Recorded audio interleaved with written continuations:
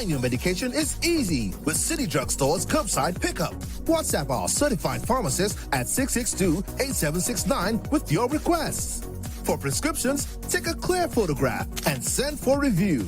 We will engage you in dialogue and then provide a quotation and link for payment. You can then pay via TDC's online payment portal. And once the transaction is complete, you'll be notified that your pickup is ready. Yes, it's that easy. Send your WhatsApp message to 662-8769 to order your medications today with City Drugstore's curbside pickup service.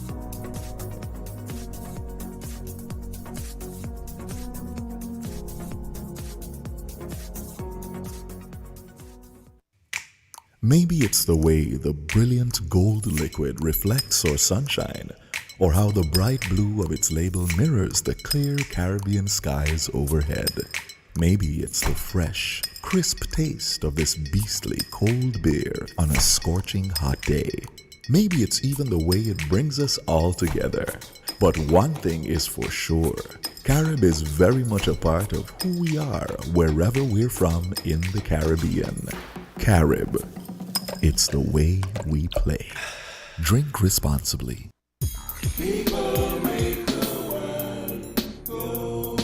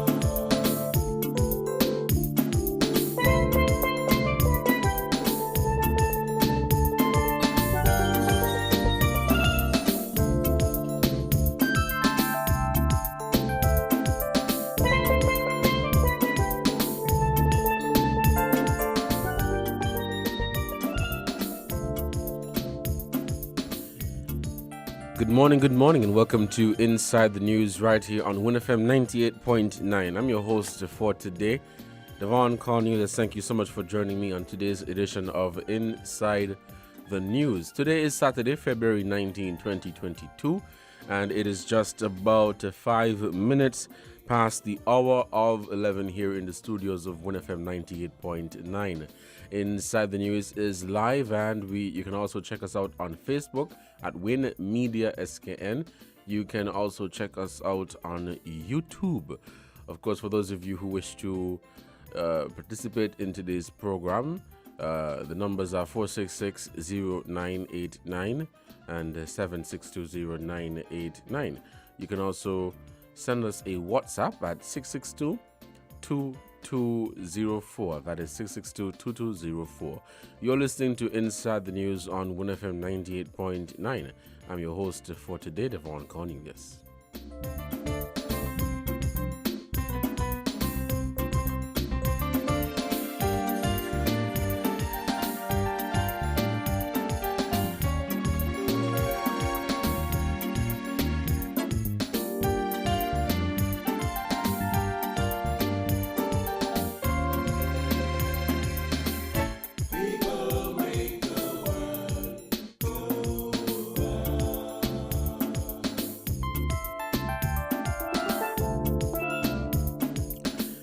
Joining me on today's program will be my colleagues here at WINNFM, Kevin Brown and Yolana Weeks.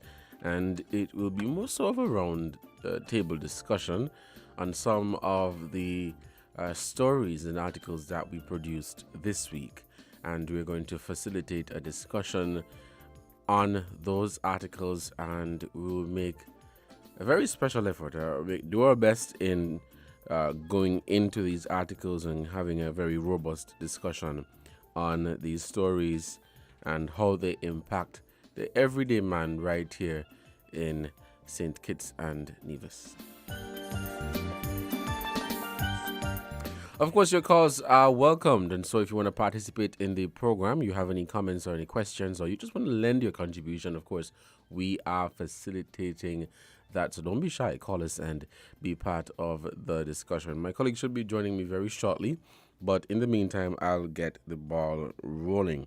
So yes, what we'll be doing today is more so of a recap of what took place throughout this week. And we'll be delving into some of the stories and trying to provide some more details and basically generate a discussion around these stories and how they impact the everyday man. Most of these stories have been very hot in the media in terms of social media through Facebook and other social media platforms, YouTube, you name it. But most of these stories have sparked a lot of public debate and public conversation, and so many people have been talking about it. And just to give you a bit of a recap of not a recap but an outline of what we will be discussing today. So we had the news, which was this one was last week, but we did more sort of a follow-up again into the restrictions that were lifted for mass gatherings, but we wanted to emphasize that there are some conditions that still apply. So, in other words, it is not a case of where the restrictions have been lifted and you can now go out and have any event that you want. There is still the application process, and the police force, they are encouraging entertainers, event organizers, promoters, and anybody who wants to have an event to follow the protocols in terms of the application process and do just that, so that your event can be approved and there is no back and forth and all over the place with you as the entertainer, the event organizer, and the task force and the police. You also have the announcement about music festival and sports expected to resume very shortly. Of course, music festival was announced some time back, and so plans are underway for music festival to take place this year. We do not have specific details as it relates to exactly what is going to happen on the day of this event. Well, 2 days, 3 days.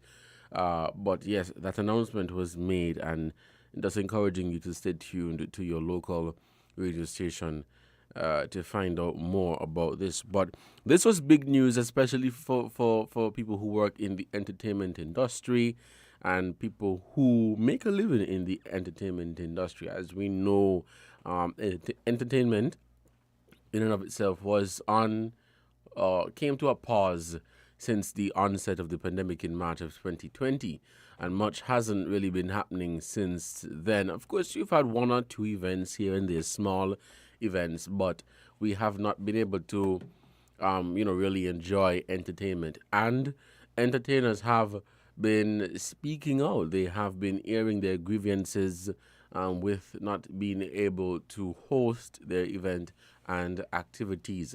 And part of that discussion, or what formed part of that discussion, was that many people, they do not view entertainment as let me just say real employment. So people look at entertainment of just some DJs and some people going to play music and that's it, when that is really not the case. There are people who entertainment is their bread and butter.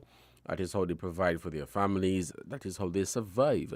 But you had a situation where people they did not understand and they did not appreciate what entertainers do and what role they play in the economy.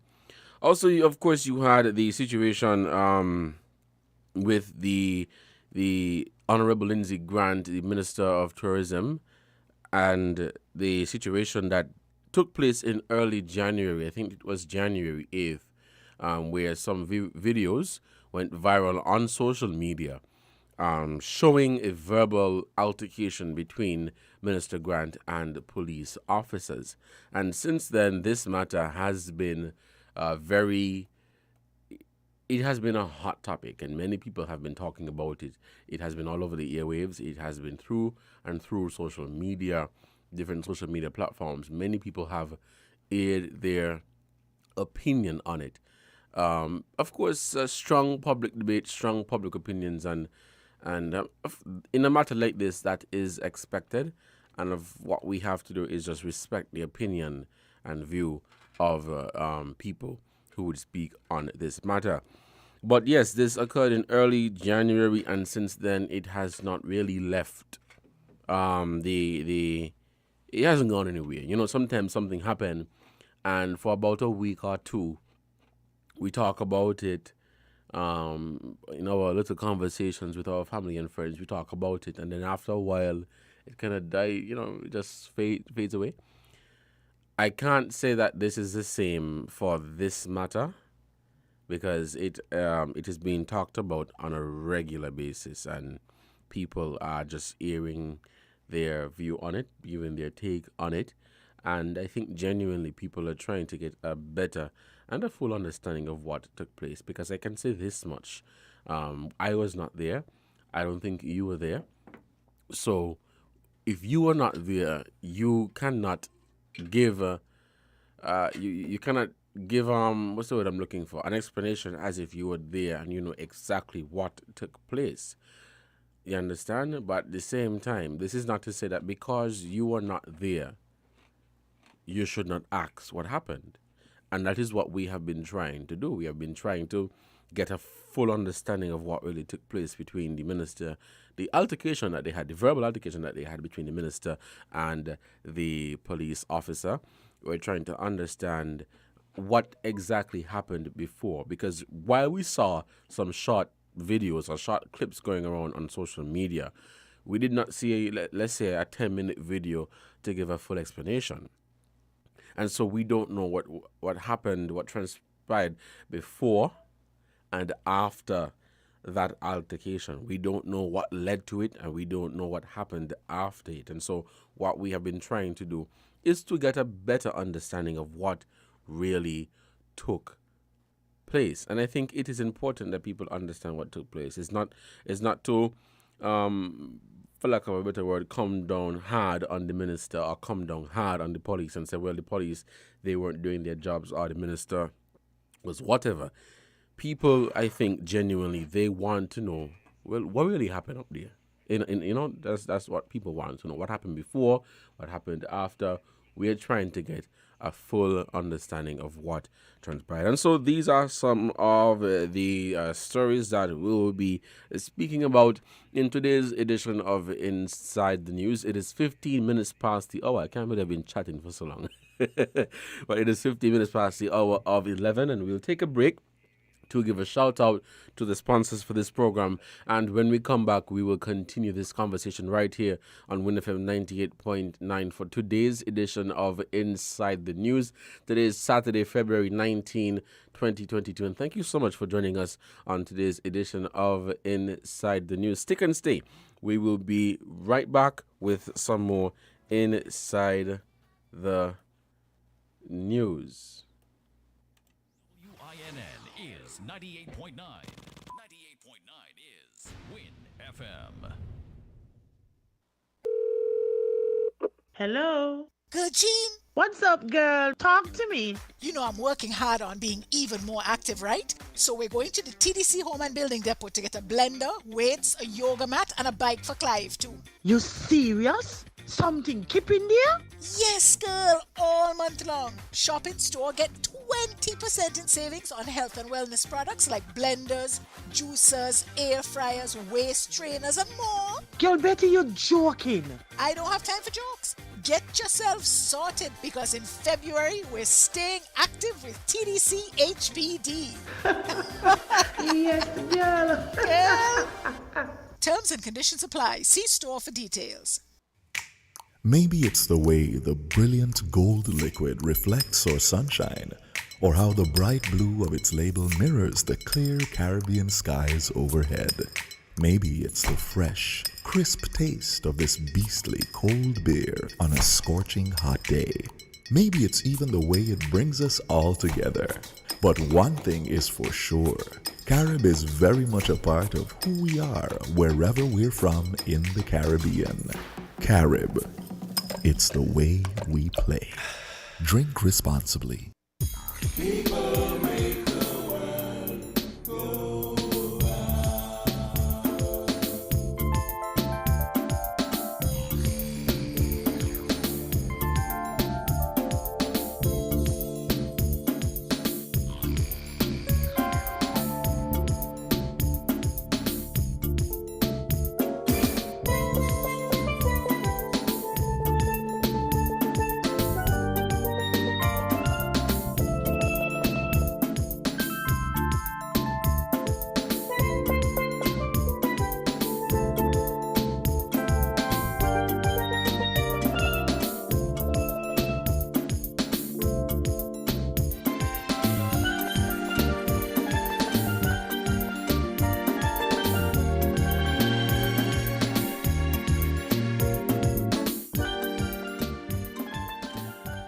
Welcome back to Inside the News here on WINNFM 98.9. I'm your host for today, Devon Cornelius. And I am joined with my colleague, Yolanda Weeks, and we'll be joined with Kevin Brown very shortly. But Yolanda and I, we're going to get the ball rolling, and we're going to have a discussion on the stories that I threw out earlier. It is about 19 minutes past, and so we're going to begin with the news of music festival and the sports expected to resume in 2022.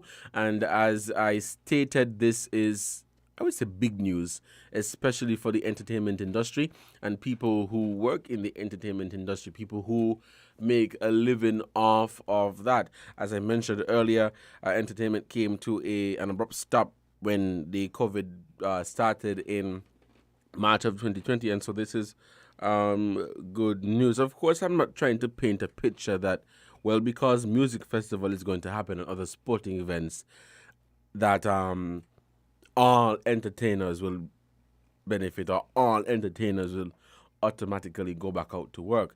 That is not what I'm saying. What I'm saying is exactly what I said earlier. Music festival and sports to resume, expected rather to resume in 2022, and people who work in this industry would have or may have the opportunity to benefit from this resumption of these major activities. Now, it was some time ago we had a conversation, we had a conversation with some of the entertainers, both in St. Kitts and both in Nevis, right? And this was on the heels of the announcement from the COVID-19 task force that they have submitted a recommendation to the cabinet for these events to resume. And of course, for these events to resume in a safe manner. And what can, essentially outlining the protocols of what the entertainers would have to follow in order for entertainment to resume safely. Right? Now, we spoke with some of the entertainers following that announcement, and they gave strong opinions, varying opinions as to that news. Some did not dub that as being news, as they have been in conversation with the task force for some time. Others shared their opinion on the fact that they don't want to know that entertainment starts today, Saturday. We continue Sunday, Monday, Tuesday, and then there's an outbreak and we stop. Right? And the example or the scenario that they brought was that school, church, everyday life, work, these things were able to continue in and out of outbreaks, COVID-19 outbreaks. Now, let me say this. Remember, with the entertainment, that is more, what's the word I'm looking for? It is more, perhaps it is a bit more difficult to do social distancing. But then the question now would be, what about the school, especially a primary school? I think you were a teacher for some years, Lana, and you would agree that in the primary school, it's kind of hard to, while you were not a teacher during COVID, it's kind of hard to, socially distance or pull children apart because children are children. And so essentially what the entertainers were saying, the DJs and so, is that we want entertainment to start and stop. We want it to resume safely. We want to be able to enjoy entertainment when we have a spread and when we don't have a spread, but safely. You understand? You don't know, what is your take on entertainment resuming in St. Kitts and Nevis? Essentially, what do you think that this is something that the people have been yearning for and begging for? What is your take? Good morning to everyone in the listening public. Good morning to my special people over there in Nevis, my homeland. And it's good to be here on Inside the News. Devon, entertainment. It's been a long time coming. People want to be free. Yes. People want to socialize and get back to a normal life. Mm-hmm. It won't be fully normal because, of course, as Comrade Henry said at the COVID-19 press briefing, there are still certain things, like the protocols that you have to follow. Right. And I think that in itself is one of the things that will continue to frustrate the masses. Mm-hmm. But if we want to go on as normal as possible, we will still have to continue to adhere to the pharmaceutical measures. Mm-hmm. Absolutely. I believe so as well. And I think for the most part, people understand the fluidity of the situation. But I still don't believe that people should restrict themselves. It's just like the situation with the cruise tourism right now. Are we saying that every time there's an outbreak, we throw our hands in the air, we say, Lord, I must see Lord shut down the whole place? We can't do that. No, we cannot continue to We live can't like do that, And so we have to find a way to live with what is here to stay. Yes. And this, based on what has been said, by the medical professionals, COVID may become an endemic rather than a pandemic. And so there are going to be little cases here now and then of COVID-19, but me not tired of myself, I don't know what you want to do.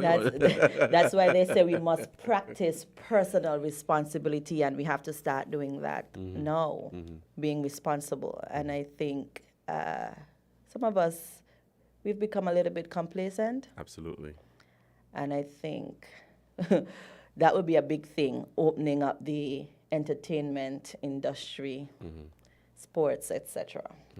But with this conversation, and some would say, man, we've been talking about COVID for a long time. Well, it is here. Of course, you have to talk about it. But this is my thing. Apart from following the protocols, and taking or having that personal responsibility of making sure that you are protecting yourself, I think some people disregard the fact that you also have to try to protect your immune system. Yes. You understand? I'm not a medical professional, so I'm not going to come, or a nutritionist. So I'm not going to come and try to give you a whole breakdown of what you should eat and what you should not eat, don't get me wrong. But this situation with COVID and everything is not just a wear your mask and wash your hands. It is a take care of yourself and make sure you drink your bush tea now and then, your ginger and your lemon in the morning time. And bush tea all the time. You understand? Exercise. You take care of yourself, you exercise, and you keep your immune system fit and running. It was just yesterday, I saw the Ministry of Health, they were in the Independence Square doing some health checks, and I said, well, let me just go. It's going to only take me about 20 minutes. And the health check, I felt good because I saw some very good results. Yes. But I say that to say that with this entertainment, for people who work in the industry, and generally across the board with COVID, it's not just mask and wash your hands and vaccination. You got to take care of yourself, just like you were doing before. And that's all a part of personal responsibility. Whatever you need to do, whatever you have to do, you do that. Now, I said earlier that some people do not have an appreciation, or rather an understanding of what entertainment is. Many people see entertainment as a DJ come, set up the sound system, and they go and they play. And I'll say this, I sing, and I've sung at many events, weddings, you name it.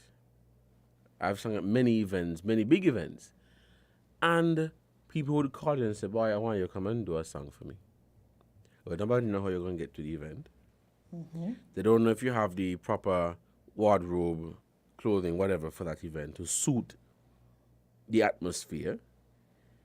They didn't ask you if you have a good sound system. People just see entertainers as bring come. Yeah. I want some entertainment, and that's it. That's what they see it as.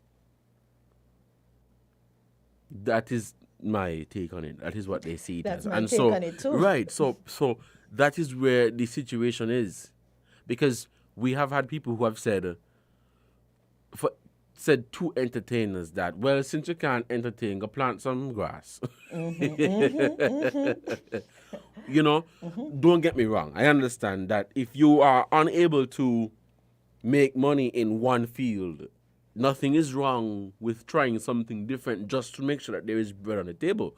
Don't get me wrong. But you can't disregard that entertainment plays a very critical role in the economy. I mean, especially in tourism. And there's a lot of money in entertainment as well. Absolutely, Yolanda.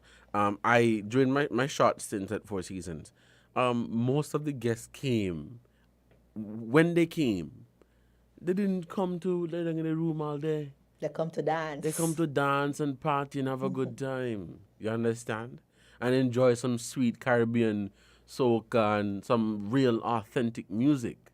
And so entertainment is part of tourism. So if we have this appreciation for tourism, if we say tourism is our bread and butter, well, I said it in 2017. If we say that tourism is part of what we do, how is it that we are only looking at tourism, but we are not looking at the other sectors or areas of the economy that helps? And we saw that throughout the pandemic. That is, it should be all about tourism. We need something else. Mm-hmm. So, I say all of that, and we are saying all of this to say that, well, I look forward to the resumption of these large events. Oh, me music too. festival. Me too. Inter-primary, right, Devon? Inter-primary or Nevis. Well, if you're from Nevis, or if you are into sports, you would be very excited for Inter-primary. I'm praying and hoping, Yolanda, that Inter-primary can happen, because when Inter-primary come by, it's a whole session. It's a whole session. I went to Charleston Primary, and while I was never an athlete, there's just this feeling when you win and you feel so good and you see the children competing on the track, and it's a really good feeling. Sports is fun. Athletics, really fun. And so apart from the music festival and the entertainment, sports is a part of that as well. And even at these sporting events, there is entertainment. So it's not a case of just the DJ come and set up. There's a lot of money in maintaining these equipment. It's just like church. People see you just come with some drums. You know how much for a drum set? Yes. Okay. You know how much for a piano? Very expensive. So I said that to say that entertainment is not just some shabby thing where some people think it is. It is not. And people, they work hard so that we can have a good entertainment life, if that makes sense, here in St. Kitts and Nevis, and it plays a very critical part of the economy. When we're having these big, important events for government ministers and everything, you want entertainment, even if it's a little steel pan music. Not just the Mind you- economy, but yourself personally. You need Exactly. to unwind sometimes, go out and Exactly. shake a leg. During the lockdown, most of us were tuned into the radio, and we were in our living room with a piece of jam session. That's entertainment. Yes. That's entertainment. So we really have to appreciate and understand that. Yolanda, we've been chatting for some time. We'll take a break, and when we come back, we'll continue inside the news here on Win FM 98.9. Stick and stay. We will be right back. We'll open up the phone line soon. So don't call yet. Listen some more. And we will be right back.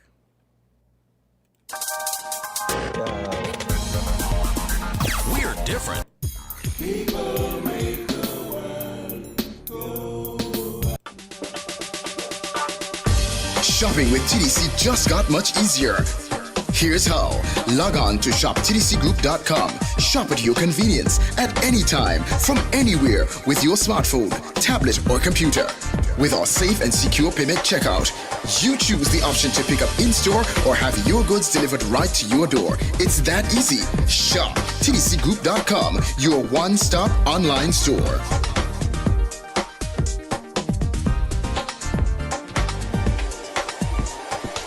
Shop anywhere, shop anytime, same quality you love. Now online. Shop www.shoptdcgroup.com.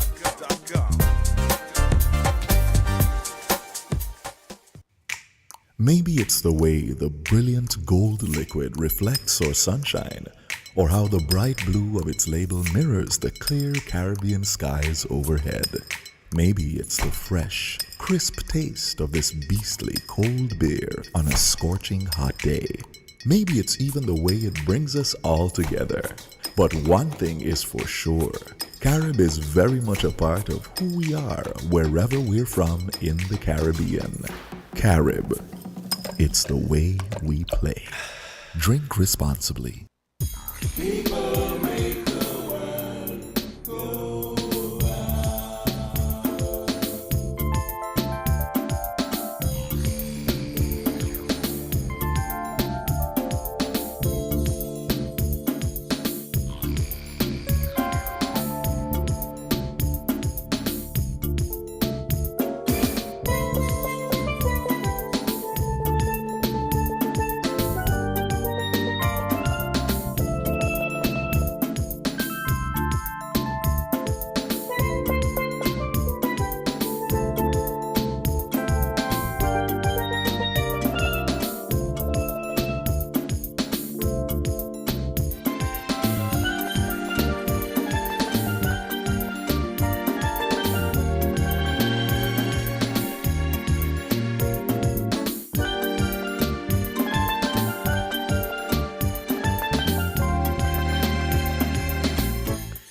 It is 11:35 and you're listening to Inside the News on WinFM 98.9. Welcome back, and we are continuing this discussion.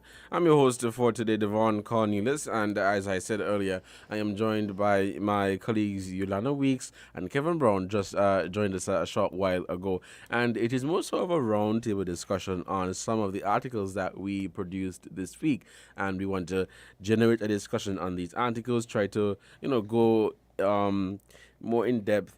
And of course, the three of us here, and we would have our varying views and take on these articles that we produced for the week. Just before we took a break, though, we spoke on the resumption of music festival and the sporting events for 2022. That is some work in the pipeline with the National COVID-19 Task Force in collaboration with entertainers and the government, whatever. And of course, we gave our take on it. You would realize that Yolanda and I are very much, I can't really call myself somebody or categorize myself as somebody who's very much into sports. I like the athletics. but I'm not a sports person. I am a sports person. I love sports. So let me retract this statement. I'm not a sports person. I like that, but I like athletics. It's very exciting, and I like it, especially Inter-Premier, which we have dubbed the mini Olympics in Nevis. You know, it's a big thing.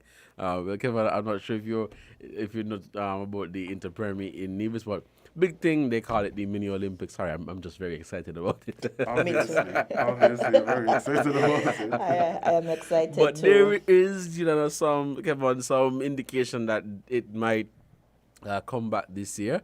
You would realize that some schools have started their heats, their little internal sporting activities, and I think the education in collaboration with sports department, they are in talks right now to settle on dates for the individual sports day. Oh yeah, it is that time of year, isn't it? Yes, February, March, right in there is when they usually, have these sporting events and everything. But Kevin, Yolanda and I were talking about the resumption of music festival and sporting events. Quickly, what is your take on that? What do you think? What does this mean in your opinion? What does this mean for entertainers and the entertainment industry? Money.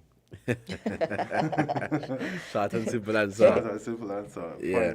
Finally, the entertainment industry can get back to its economic robustness. It's going to take some time, obviously, but with internationally known events coming up like Culturama and Music Festival this summer, I think we stand a very, very good chance. And I think I saw some posters recently about Black Sands. They've already started. They've already started promoting some of their stuff for the April season.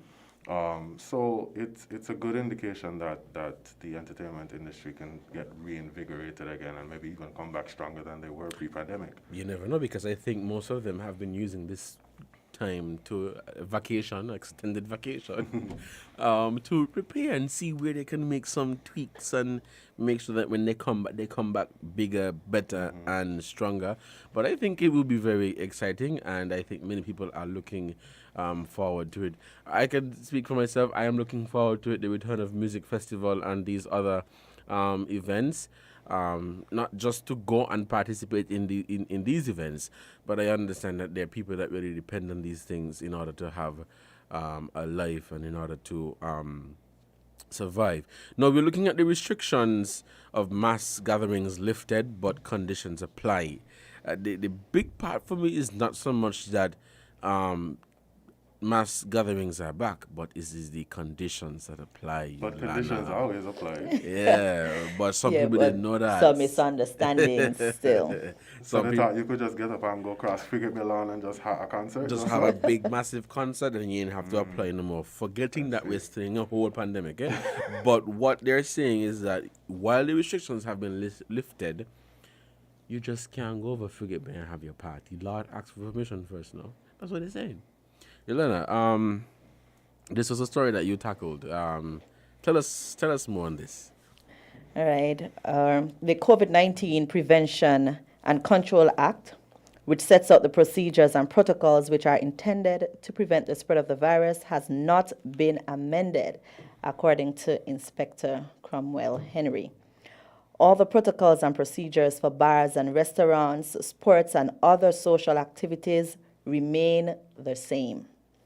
The basic guideline and requirement to hosting social events with more than 25 persons and for events where bands or DJs are expected to play in any public place needs an application for permission sent to the Commissioner of Police via the police website. According to the inspector, the police are very generous with permissions at this time, but are very particular with the number of persons attending events in enclosed buildings. So they are suggesting that events be held outdoors. So it sounds like we're fetting outside.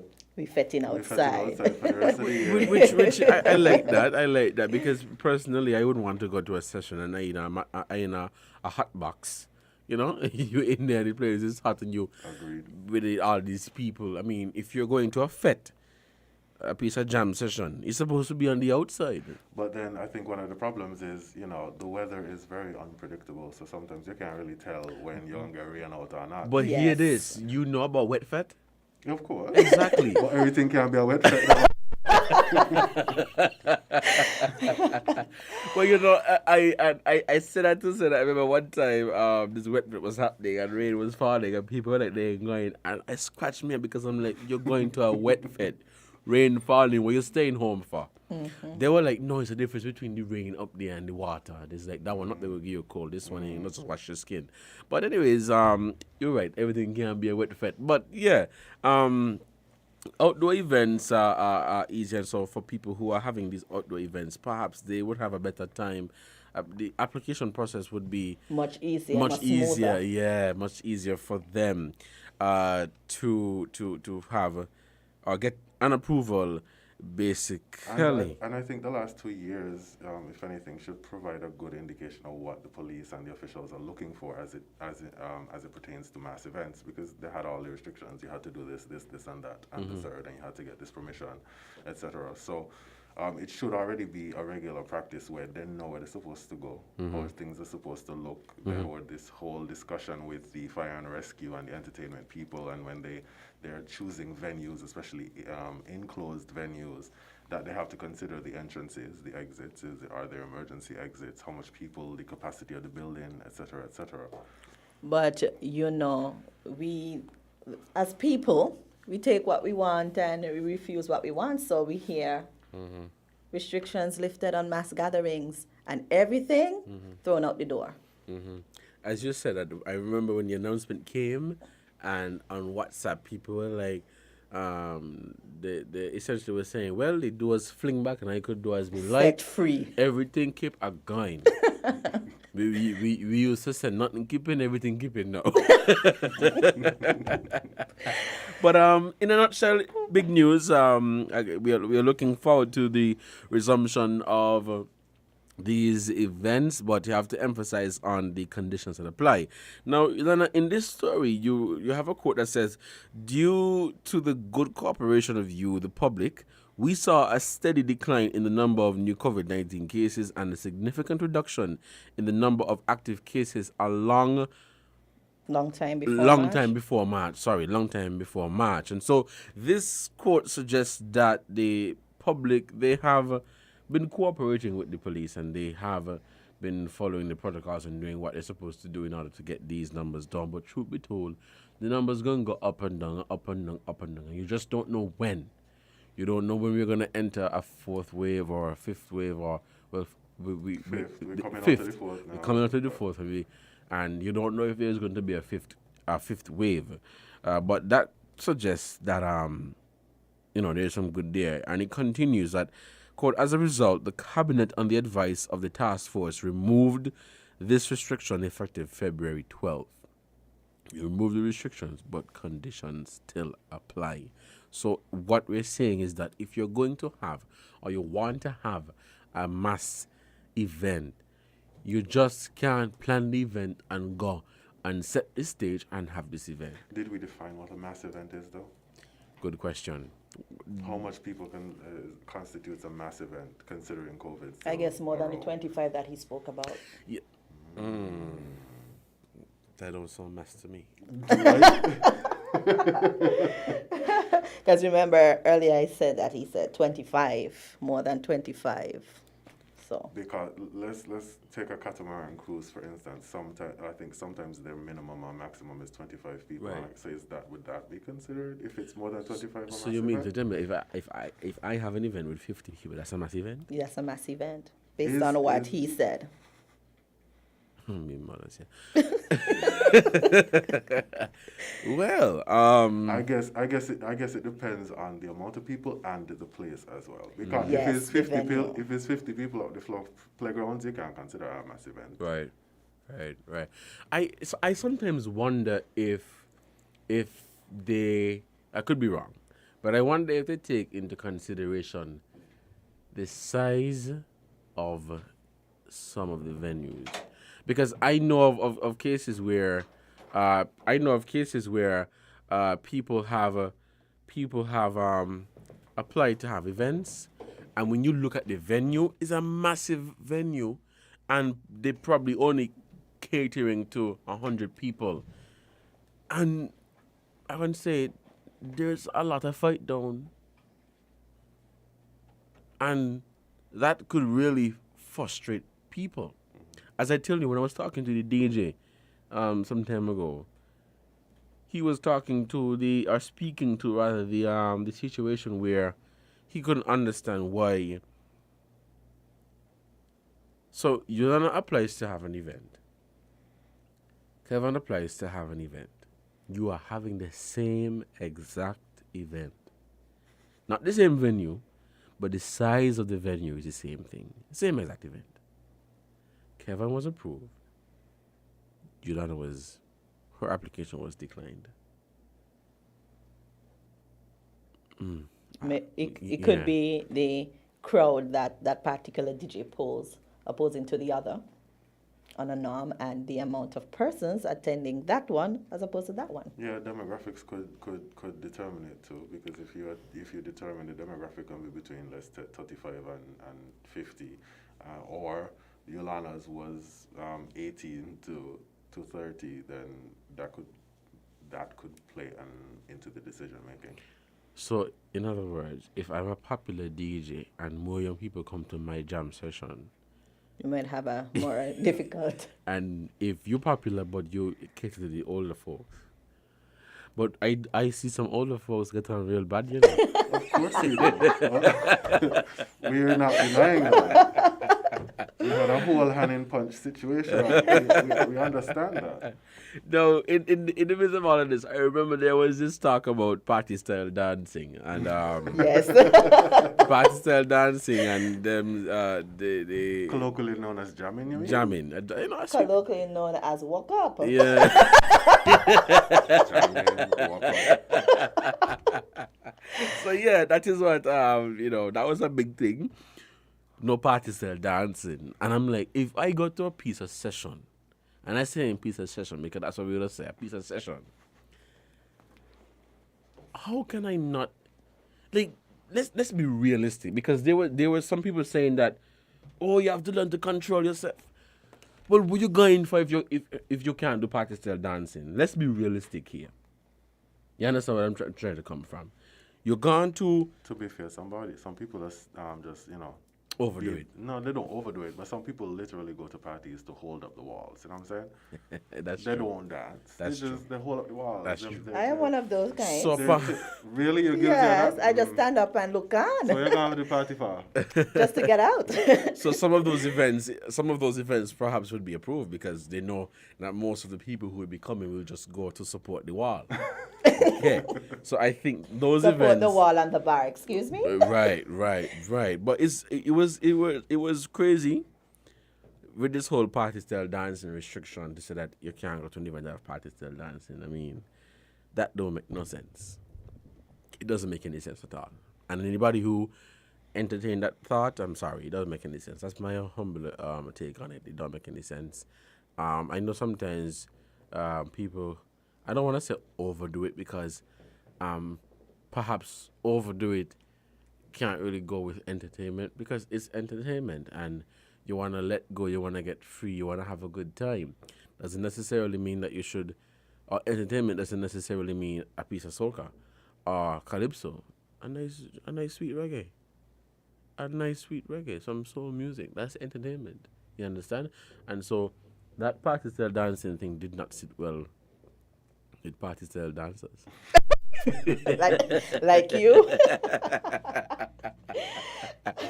It is 10 minutes to the hour of 12. We'll take a break to give a shout out to our sponsors, and when we come back, we'll continue the discussion right here on Inside the News on WINNFM 98.9. Stick and stay. We will be right back, and we'll open the phone lines after the headline news, but we'll be heading into another topic that a lot of people, I think, have been talking about, but we're going to head into this topic, and we're going to see what happens there. But we'll wrap up this one with the next, with the few minutes that we have left, And after the headline news, we'll come back and we'll dive into this topic. So stick and stay. We will be right back.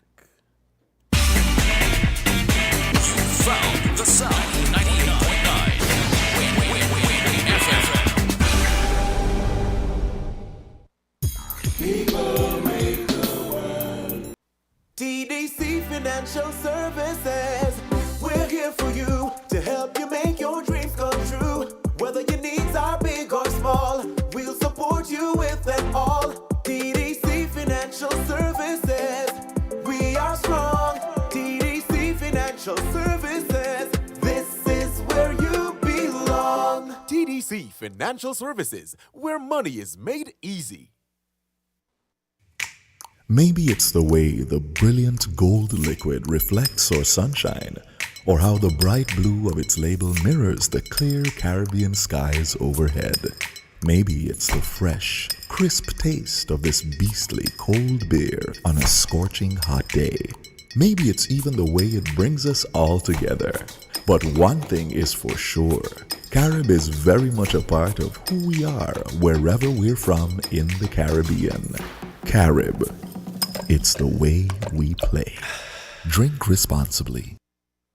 People make the world go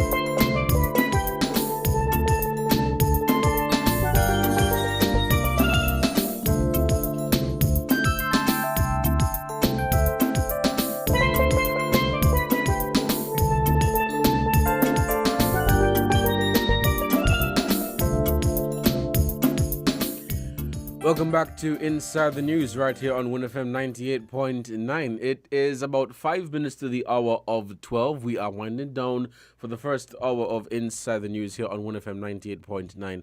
And I'm your host for today, Devon Cornelius. Today is a beautiful Saturday. It is the 19th day of February 2022. And I am on the program with my colleagues Yolanda Weeks and Kevin Brown. And it is more so of a roundtable discussion on the articles that we produced this week, and we're trying to have a conversation on them. Of course, we want to hear from you later on in the program. So, of course, let me pitch out these numbers here. Grab your pencil and your pen. I remember I was never really a call-in person to any radio programs, but I always used to write in the numbers, and I never once call in. Because I know sometimes people listen, but they don't want to call in. But Colleen. So the numbers are 466-0989 and 7620989. If you are in the UK, you can call us at 033-344-0065. That is 033-344-0065. If you are in the USA, call us at 718-285-6984. And if you are in Canada, please call us at 305-921-4619. Yulana, tell us more about some of the activities that they have said are listed or are in the planning stages for or in the rest of the year are coming up soon. Okay, so we know of the St. Kitts Music Festival coming up in June 20 2022. The association or the chairman and others who are part of the executive would have met with Mr. Abdia Samuel of the COVID-19 task force to have a discussion. And it appears as if that event will come off after 2 long years of waiting. Yeah. There was also a meeting with Glenn Jeffers, Wendell Pemberton, and James Barman Hanley of the St. Kitts Amateur Basketball Association. And they decided that the basketball league will resume in March, with the first match scheduled for March 13, 2022. They also said that 104 players out of the 175 active basketball players are fully vaccinated, and Abdias indicated that he is quite happy about that. As it relates to football, there seems to be some challenges in terms of finalizing the protocols, and a meeting should be held on Tuesday next week to finalize the protocols for the resumption of football in St. Kitts and Nevis. So these are some of the any more events listed? There is cricket. They also met with the task force, and they seem to be on par for cricket to resume. They didn't say when, but they are hoping that following the Caribbean Premier League last year and recently held Under 19 Cricket World Cup, that they will be able to resume successfully. Yeah, so these are some of the activities that are on the list to resume very shortly here in St. Kitts and Nevis: entertainment and sporting events. And of course, for people who are sports enthusiasts, people who live and breathe and eat and sleep and everything else with sports, they are looking forward to this. It's not just about people who are into sports, but people who, again, as I said earlier, benefit from these things happening. I see you have something you want to put in. Sure. Did you see a flyer that the agriculture fair will be held in Nevis this year, Devon? The agriculture fair will be held in Nevis this year. Oh, yes. Yeah. That's normally a big event. Yeah, what did they call it? The agriculture food fair, something like that, right? Yes, yeah. Yeah, that is happening, you said? Yeah, I think I saw a flyer. Oh, okay, great. Yeah, that is usually the agriculture department. They come out, and food vendors, different art and craft vendors. Every single body come out to this event. I might need to go because I need to add to my plant, my garden. I need to add some herbs to my garden. I'm missing some vital herbs. They are right there. Yeah, you can go and get them nice. And you can get fish for your aquarium if you have one. No, thank you. Taking care of plants is not being off task. But guys, we're actually out of time. It is 12 noon. And so we'll take a break for the headline news. When we come back, we'll continue the discussion right here on 1FM 98.9. Thank you so much for joining us today on the first hour. But stick and stay for the second hour. We will be back very shortly. We're gonna have the headline news, and when we come back, we'll continue the discussion right here on 1FM 98.9. Stick and stay. We'll be right back. You found the sound. 98.9. Win FM.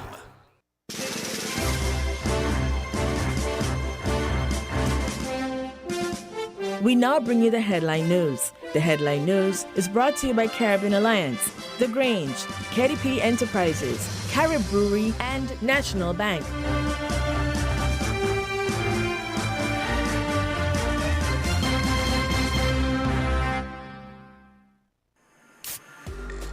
With over a century of perfection behind the Mackeson name, a smooth blend with perfect balance and richness, It's no wonder Mackeson Triple Stout has a legacy of perfection. Enjoy the world over. Introducing our new look with the same great taste. Mackeson. All hail the king. Please drink responsibly. Did you know that the Grange Healthcare Facility is the first purpose-built, non-governmental healthcare organization on St. Kitts? It's situated at Otley's, 7 miles east of Basseterre in beautifully landscaped surroundings. The Grange has a team of highly trained professionals and provides care that's rated as being comparable with UK and North American standards. The Grange offers varied accommodations to suit your individual needs, and our all-inclusive packages make the cost of care per hour the most competitive on the island. Services include convalescent care for all ages, daycare facilities for older adults, rehabilitation services, and training and continuing education for healthcare providers. For more information, call 466-5525 or 465-8020. Fax 466-8221 or email thegrangehealth@gmail.com or visit our website at www.grangehealthcarefacility.com. Protect your lifestyle with Caribbean Alliance Insurance. Tilly Wall with a low reputation and service for second to none. Securing you is our mission. People that you can trust, your business property, we got you covered. Motor or personal, whatever it is, we got you covered. 130 years in this business, we got you covered. For all your insurance needs, visit or call us at 465-2631 or 469-5303. Dealey Walwyn, people you can trust. Stop standing in long ATM lines to withdraw cash. Use your national debit or black cards to complete a wide variety of transactions at supermarkets, variety stores, gas stations, pharmacies, and more. Shop online at the most popular websites and stores for quality brands using your national debit or black cards. And take back your time to enjoy all the things that you love to do. Remember, instead of waiting in long ATM lines to withdraw cash, use your national bank cards today. National Bank. Always here. Shipping your cargo shouldn't be a hassle. It can be as easy as a single call to Amerijet International, your worldwide cargo transportation solution. We provide all the services you need to ship your goods anywhere in the world, whether your shipment is fresh, frozen, large or small, alive or hazardous. You can count on Amerijet to deliver it safe and sound. Amerijet International, by land, sea or air, we get it there. For more information, visit us online at www.amerijet.com or call us at KDP Enterprises at 466-9595.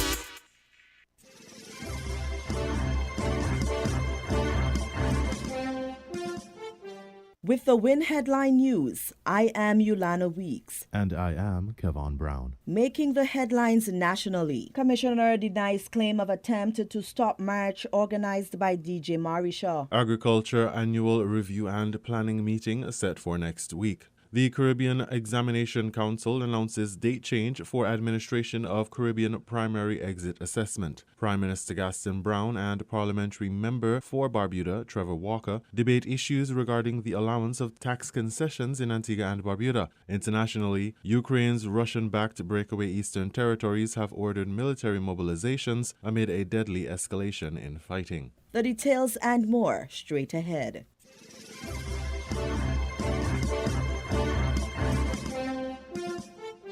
Jeffroy Marisha, organizer of the march in solidarity with the police, said the Thursday, February 17 demonstration did not come about without challenges. Appearing on Freedom FM's Issues program on Friday afternoon, Marisha shared the challenges he faced with organizing the demonstration. He also made claims that democracy is not alive and well in the Federation, as it is portrayed to be.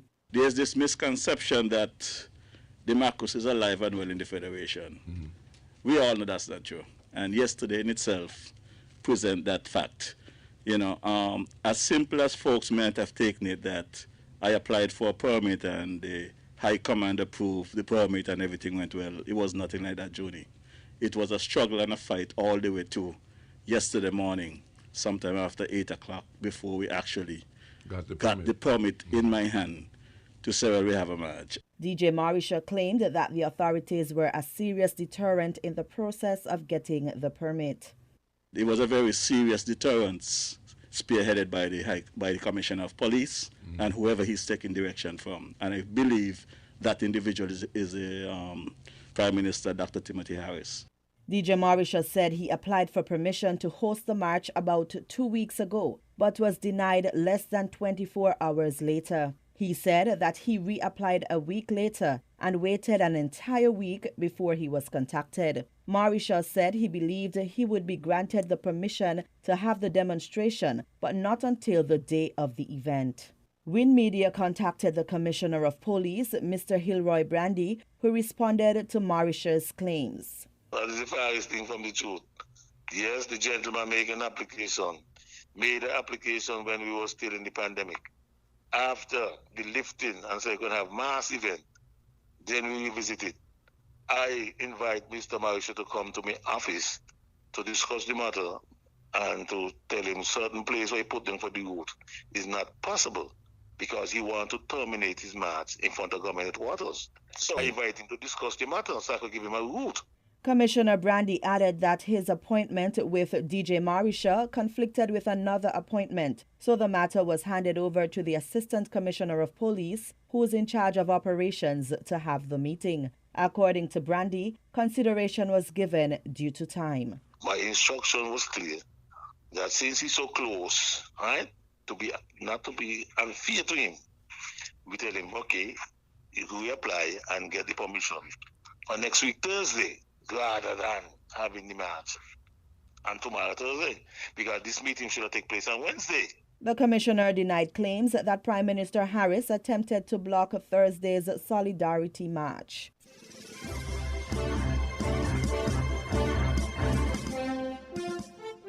The annual review and planning meeting for the Ministry of Agriculture, Fisheries and Marine Resources is set for this coming Tuesday, February 22nd, under the theme Enhance Innovation and Sustainability, a new strategy for agriculture in St. Kitts and Nevis. The meeting will highlight the achievements and gains of the sector in 2021 and set actions to implement growth strategies for 2022 and the near future. Minister of Agriculture, Fisheries and Marine Resources, the Honorable Alexis Jeffers, will deliver the featured address to senior government officials, representatives from allied agencies, farmers, and other stakeholders in the agricultural sector who are expected to be in attendance. WIN will provide more on the plans for the sector when they become available.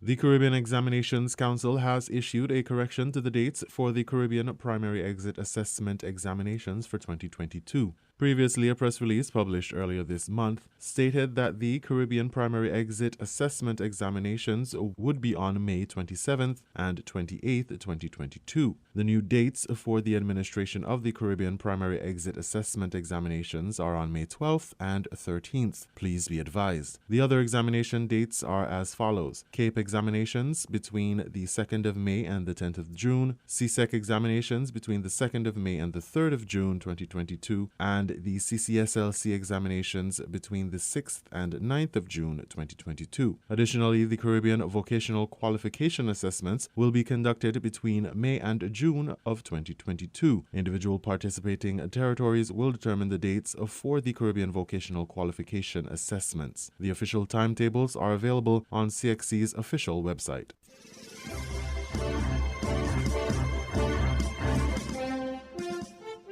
In regional news, Prime Minister Gaston Brown and Parliamentary Member for Barbuda, Trevor Walker, debate issues regarding the allowance of tax concessions in Antigua and Barbuda. ABS Antigua has the details. The UPP passed an act, the Tourism Business Incentive Act, probably about 14 years ago? At least 10 years ago. And in that act, it specifies what concessions should be given to developers. So based on the spend, it determines exactly whether or not you get all of the duties and taxes off, and if there are any corporate tax holidays. Prime Minister Gaston Brown made that statement as he countered these comments from Barbuda Member of Parliament Trevor Walker. Tax concession is being given to people who can afford it. Mr. Speaker, big concessions, tax concessions given to people at Mill Reef, Parents Point, Jumbie Bay for refurbishing and so on. When those are the same people, Mr. Speaker, can afford to refurbish them place. They can afford it. But you take from the poor people. Don't give them no gas, no release on gas prices. Prime Minister Brown said Mr. Walker was being deceptive in his rhetoric. The same gentleman now, in opposition, is saying to us that we are giving these wealthy people concessions when it is his government that actually institutionalized the concessions and made it a requirement of the law for the concessions to be granted. I'm just trying to show the deception, the duplicity. The Prime Minister also made it clear he was not charging the UPP for providing the generous concessions, since small states needed to provide these concessions in order to attract wealthy investors, but said Walker's arguments smacked of hypocrisy. In the meantime, Prime Minister Brown also took issue with Mr. Walker's claim that the government had not been doing enough to offer concessions and empower ordinary Antiguans and Barbudans. There's no other administration in the history of this country that has given more duty-free concessions on cars, on homes, on heavy equipment and businesses than my administration, even on small craft, including boats. He insisted his administration has been helping ordinary people in the area of housing. It is not a coincidence that we have subsidized the homes that we construct, that we subsidize them to the tune of $150,000 each. It is about putting monies into the pockets of the ordinary man to help them to build equity. This is a way in which we're helping individuals to develop generational wealth. Prime Minister Brown also pointed to efforts to assist citizens to acquire large units to ensure there is a greater absorptive capacity from foreign direct investment, such as PLH in Barbuda. Approximately 18 months ago, the Cabinet pre-approved 2 loans at the Entrepreneurial Development Fund in the amount of about 200,000 EC dollars each for 2 Barbudans to acquire 2 new trucks from whomever, so that they can make their services available to PLH. PLH also agreed to provide them with contracts.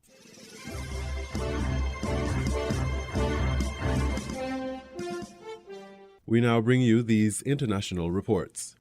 Russian-backed separatists in eastern Ukraine have ordered a full military mobilization in the latest sign that a Russian invasion of Ukraine may be imminent. International monitors say there's been a big increase in shelling across the ceasefire line. In the latest bid to find a diplomatic solution, President Putin will speak to his French counterpart Emmanuel Macron on Sunday. However, President Biden says that he is convinced that the Russian leader has already made the decision to mount an attack on Kiev in the coming days. Our North America correspondent Peter Bowes reports. This is Joe Biden's most definitive prediction yet over the intentions of Russia. He said he was convinced President Putin had made his decision.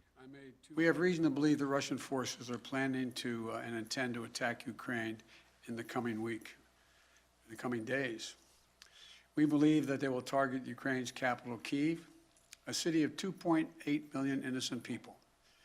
We're calling out Russia's plans loudly and repeatedly, not because we want a conflict, but because we're doing everything in our power to remove any reason that Russia may give to justify invading Ukraine and prevent them from moving. The president said his assessment was based on significant intelligence. Mr. Biden's comments came after a phone call with other world leaders, including Boris Johnson, who's heading to the Munich Security Conference later, with a message that there's still a chance to avoid unnecessary bloodshed. The view of Downing Street is that the UK continues to reserve judgment on whether Russia has decided to invade Ukraine. The White House says that transatlantic leaders are united in their determination to continue pursuing diplomacy while preparing to impose swift, coordinated economic costs on Russia should it choose further conflict. Vladimir Putin has again insisted that large-scale military exercises close to the Ukrainian border are purely defensive and don't represent a threat to any other country. But Western intelligence suggests that a further 7,000 troops have arrived on the border in recent days, and field hospitals have been spotted close to the divide between the two countries. There's also increased activity in the separatist-held east of the country. With sirens wailing in the city of Donetsk, local leaders have claimed Ukraine is about to attack and that women and children are being evacuated to Russia. But Western allies say it's Russian-backed misinformation to try to justify a full-on invasion of Ukraine. Peter Bowes, BBC News. Let's speak now to James Waterhouse, our correspondent who's in Kiev for us. Now, let's talk first of all about what we were just hearing there about these claims about a full military mobilisation.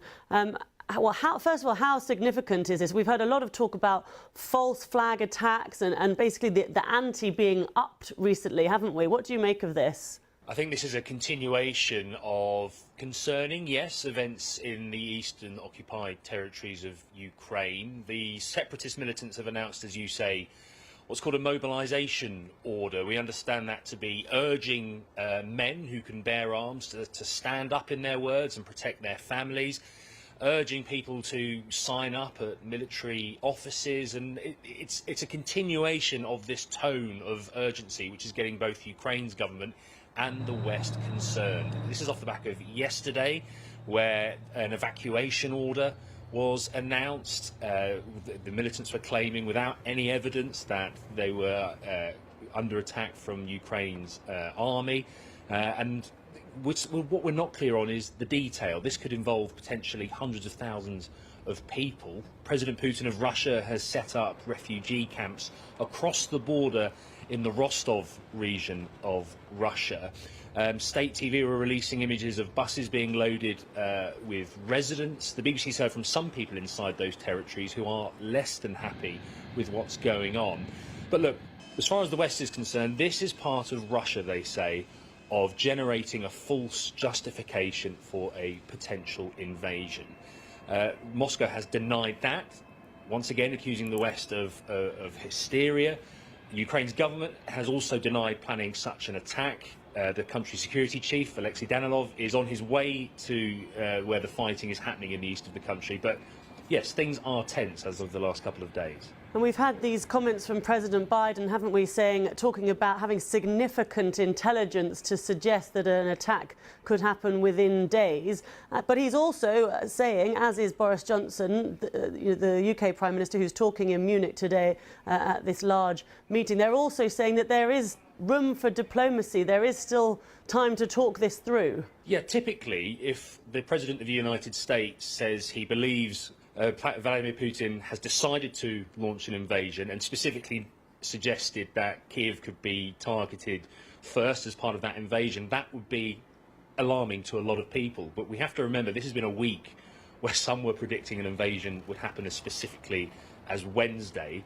And then there's a further backdrop of 8 years of Russian aggression which Ukraine has gone through. But in regards to this security conference in Munich, we can expect Western leaders, including Boris Johnson, President Zelensky, who's expected to go, although some are suggesting or advising him not to, given the state of things here. We can expect a continuation of unity, calls for unity, a united response to any invasion, but also, as you say, a diplomatic path still very much remains open in their eyes. James Waterhouse for us there in Kiev.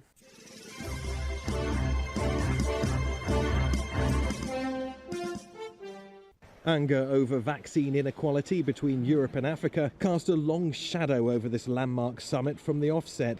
Less than 12% of Africans are double vaccinated, compared to 71% of Europeans. But it's hoped a new agreement announced on Friday to ship technology needed to produce mRNA jabs in Africa will help redress the balance. Today, I'm delighted to announce the first 6 African countries that will receive technology from the hub to produce their own mRNA vaccines: Egypt, Kenya, Nigeria, Senegal, South Africa, and Tunisia. WHO will work with the companies and the government in each country to develop a roadmap for training and production. The announcement's been largely welcomed, but simmering in the background, an ongoing dispute between AU and EU leaders over vaccine intellectual property rights. Many African leaders believe that if Europe is serious about eradicating COVID-19 or indeed getting rid of other serious illnesses, then powerful pharmaceutical companies should share their research, allowing African scientists to make vaccines from scratch in Africa for Africans. That's the goal, said the French president, without making any firm commitments. I think that the objective we should pursue is that intellectual property should never be a barrier to the production and dissemination of vaccines wherever they are needed. That is the objective. African and EU leaders have described the summit as a fresh start, with the president of Senegal, Macky Sall, urging Europe to shed colonial-era prejudices and to engage with a new, dynamic continent.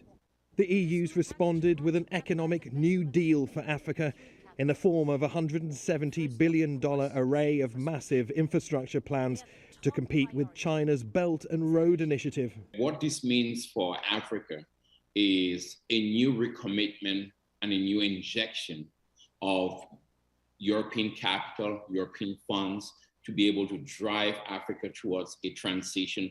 But also it looks at digital transformation, also looking at energy and green, and also looking at the environment and also things around agriculture. So it's a big, big package, but energy is going to be a big player in the whole of this new relationship. 55 countries and a combined population of 1.3 billion people, the African Union's long been accused of lacking unity, of doing deals with foreign powers separately and often in competition with one another. In many ways, the pandemic's focused the African Union's demands to be treated as equals, reframing the continent as a place where wealthy Western countries are ready to heavily invest. Neve Barker, Al Jazeera, Brussels.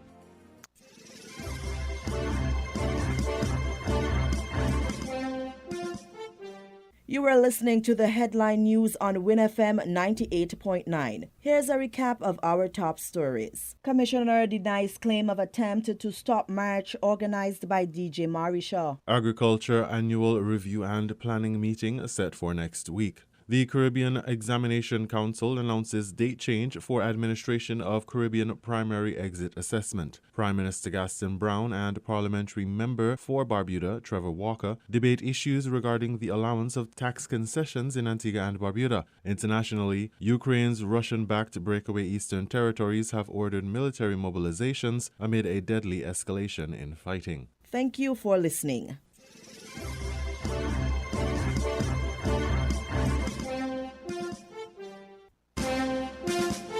That was the WINNFM Headline News. The Headline News is brought to you by Caribbean Alliance, The Grange, KDP Enterprises, Carib Brewery, and National Bank.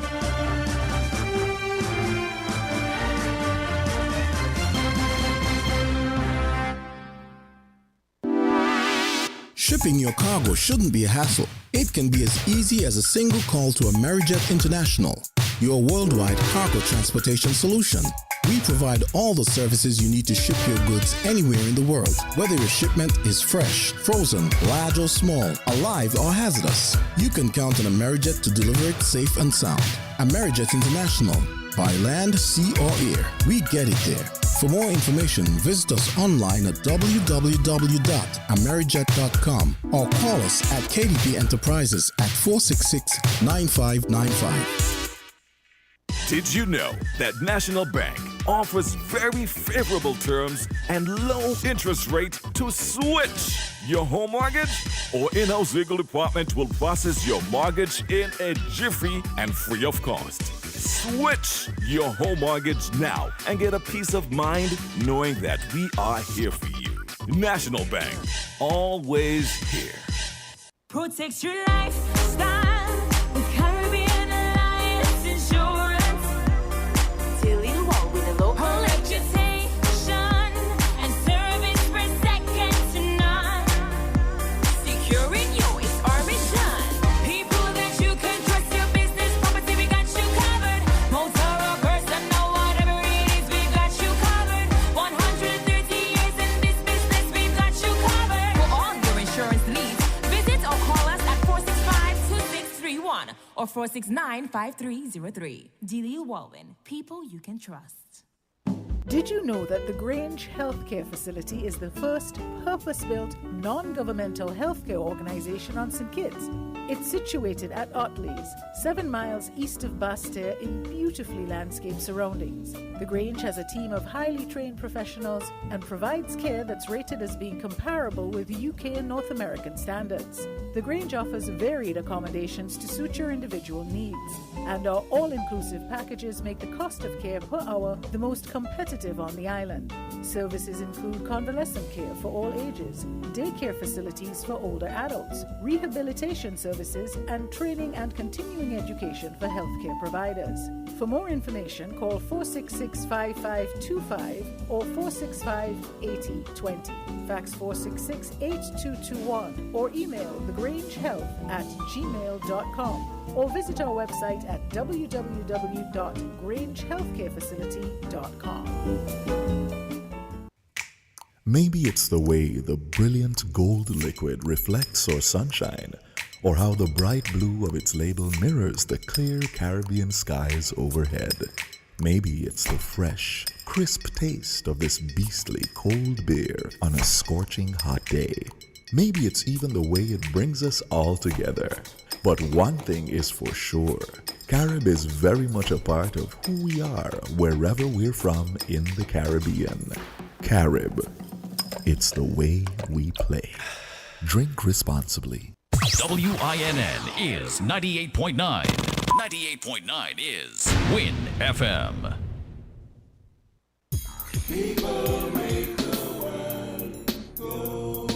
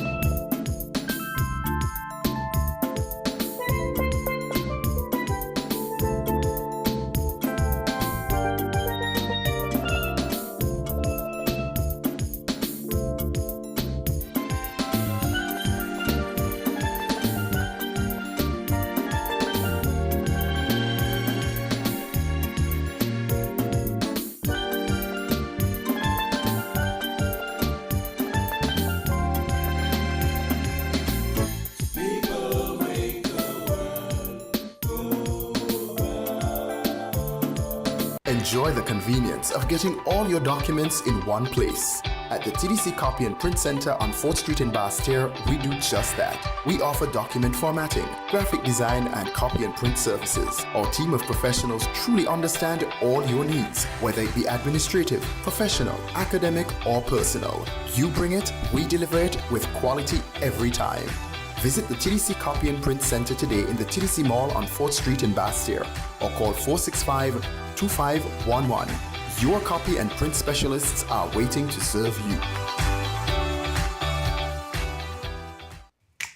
Maybe it's the way the brilliant gold liquid reflects our sunshine, or how the bright blue of its label mirrors the clear Caribbean skies overhead.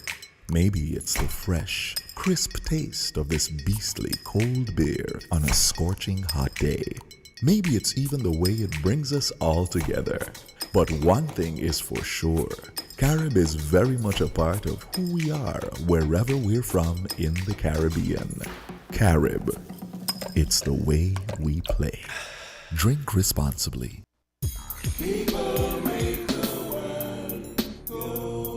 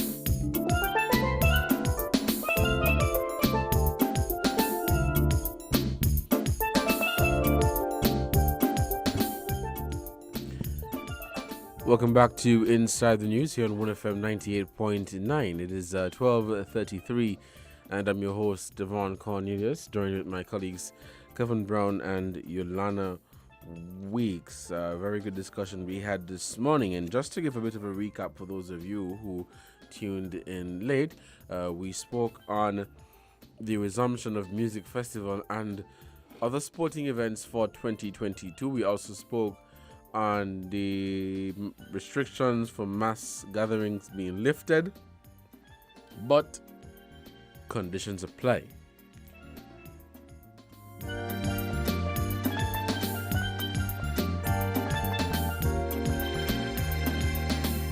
People make the world go on.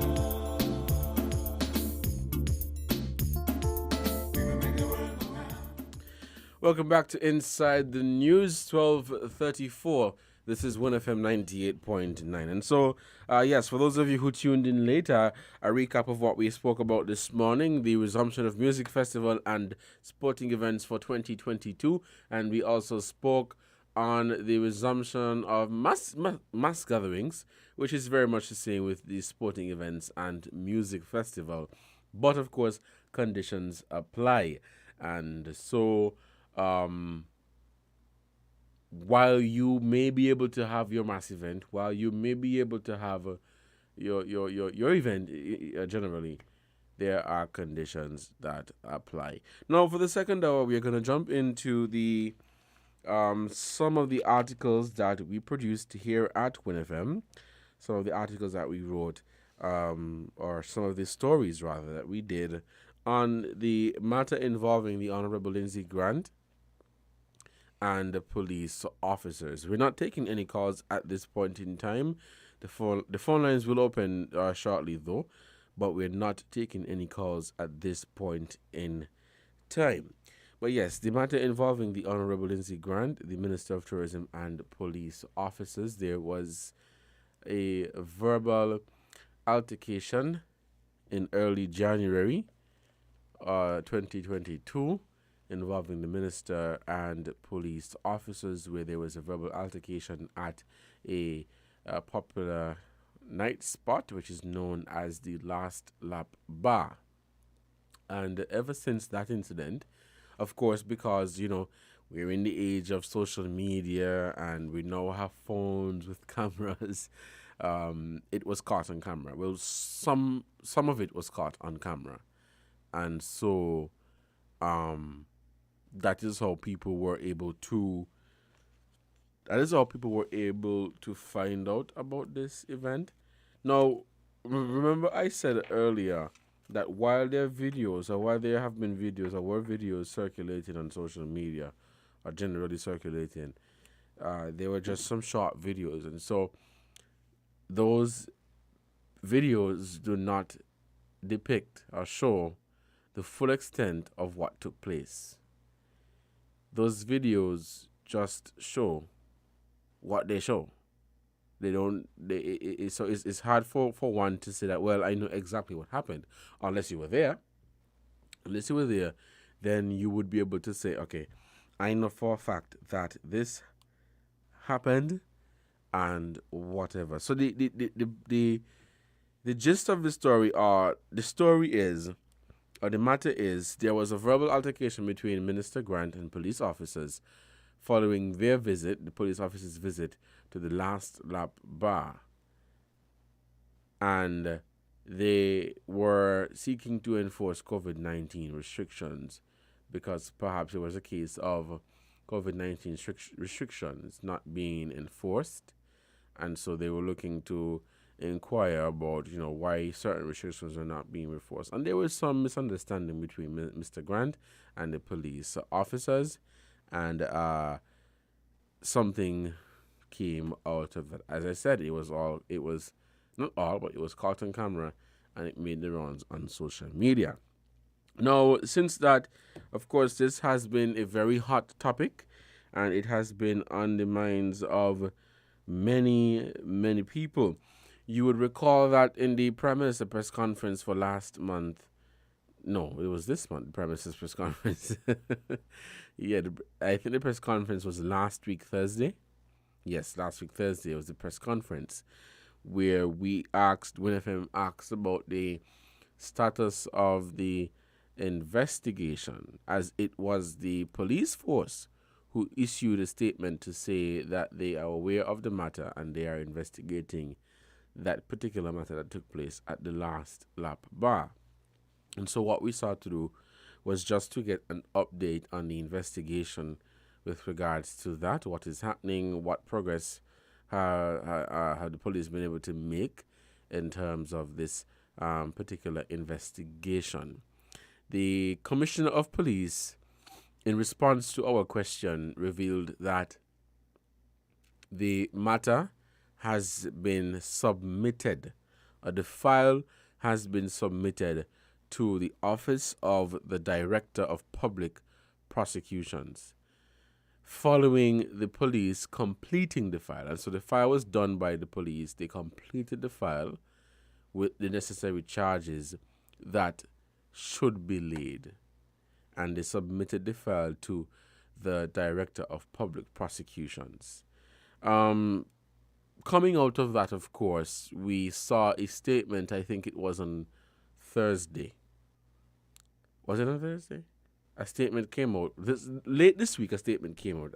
I think it was Thursday or Friday, but a statement came out from the Office of the Director of Public Prosecutions, well signed with the Mr. Valston Graham, who is the Director of Public Prosecutions, and he stated that the matter involving the Honorable Lindsey Grant is not a matter for his office, and it is simply one for the police. And so this is something that the police should be investigating or dealing with, as this is not a matter that the office of the DPP would normally deal with. Now, of course, that sparked a lot of debate on social media, a lot of different opinions, and I would say for the most part, it confused people, because people really wanted to know, well, who's really responsible for going forward with this matter? Is it the Director of Public Prosecutions? Is it the Commissioner of Police? And so there was some misunderstanding there. People were not really clear as to who is responsible for this matter to proceed. Now, following that letter or statement from the Director of Public Prosecutions, we contacted Commissioner of Police Hilroy Brandy, and he said that it is a matter for the DPP. And of course, that news, I think, confused people even more. Because in the press conference, it was announced that the file was sent to the DPP. Then the DPP announced that it is a matter for the commissioner. Then the commissioner announced that it is a matter for the DPP. The final question is, who is it for? That's the final and the simple question. But for those of you who may not have seen the statement or read the statement from the minister, permit me some time to read it. Not the minister, sorry, the DPP, sorry. It says, the Office of the Director of Public Prosecutions, DPP, can make recommendations to the police force and other law enforcement agencies to prosecute individuals, or if there is insufficient evidence to mount a viable prosecution, advise them accordingly.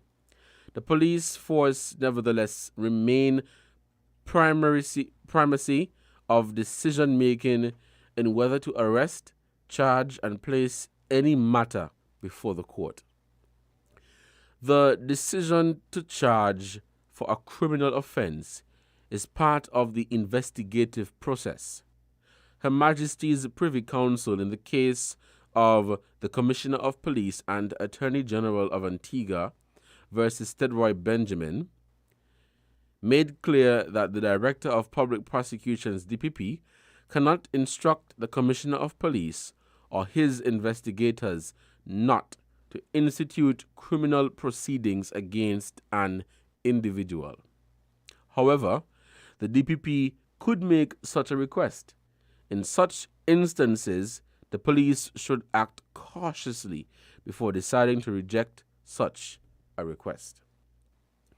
The Office of the Director of Public Prosecution is not an investigative body and cannot instruct the police not to charge an individual. Any suggestion or belief that the DPP can prevent the police from arresting, charging, or placing anyone before the court is simply misconceived. As DPP, I am not the competent authority to decide whether the Honorable Lindsey Grant should be charged with obstruction, assault, and battery offenses. That is simply a matter for the police and are offenses which they charge daily without my input.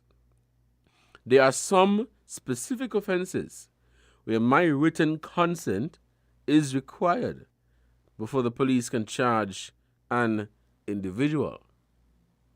The allegations against the Honorable Lindsey Grant does not fall within those categories of offenses. In keeping with the DPP's role to support the police in their investigation of criminal offenses, in a writ today, which is February 17, in a written opinion, I have advised Commissioner of Police, Mr. Hilroy Brandy, on the merits of prosecution in the matter involving the Honorable Lindsey Grant and 3 police officers, which took place on January 8th, 2022. It is now for the Commissioner of Police to decide whether to act upon my advice. It is and has always been with the powers of the police whether to charge Mr. Grant.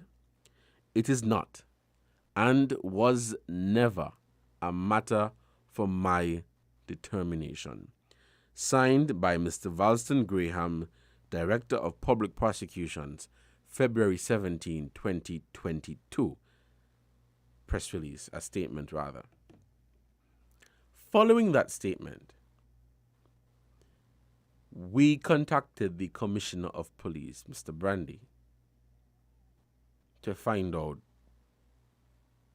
or to hear from him what's next with this matter. Because follow me, it was sent to the DPP according to the Commissioner. The file was completed with the charges and it was sent to his office. This suggests that he was sent back. Or this suggests that it is not really for me, Your Honor. It is for you. So do it. This is what this is suggesting. We spoke with the Commissioner of Police, and he said that it is a matter, or it is not a matter for the police. This particular matter is not one for the police. And if I may quote Mr. Brandy, he said, I did not submit the file for an opinion. I submitted the file for the DPP to take the necessary action. That suggests that you committed a crime. I did the file to say what charges you should get. I'm now submitting to your office for you to carry this before the court and you proceed. When I said the DPP is the competent authority, I was referring to the prosecution. This particular matter. The file was completed with the necessary charges and it was submitted to the DPP. The DPP should say whether or not he agrees and put the matter before the court. Then the commissioner revealed that the file is actually still with the DPP. Now, Commissioner Brandy went on to state that this is a minister of government and the matter must be submitted to the DPP. In other words, it's a public official and it should fall within the purview of the Director of Public Prosecutions. He said, quote, "I cannot take a file that involves a minister of government and give it to a corporal or a sergeant. I gave it to the DPP because he is in charge of criminal prosecutions and the Constitution gives him that right. He is the competent authority." So on one hand we have, he is the competent authority. On the other hand we have, he is not the competent authority. That is the gist of what really happened. And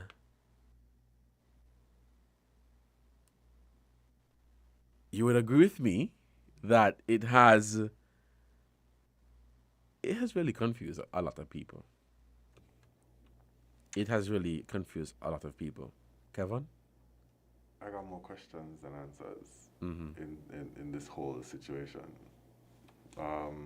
Was the minister charged? Because apparently the file was sent to the DPP. It's still with the DPP with the relevant charges, and they're expecting the DPP to take the necessary actions. So was the minister charged? What was he charged for? Who charged him?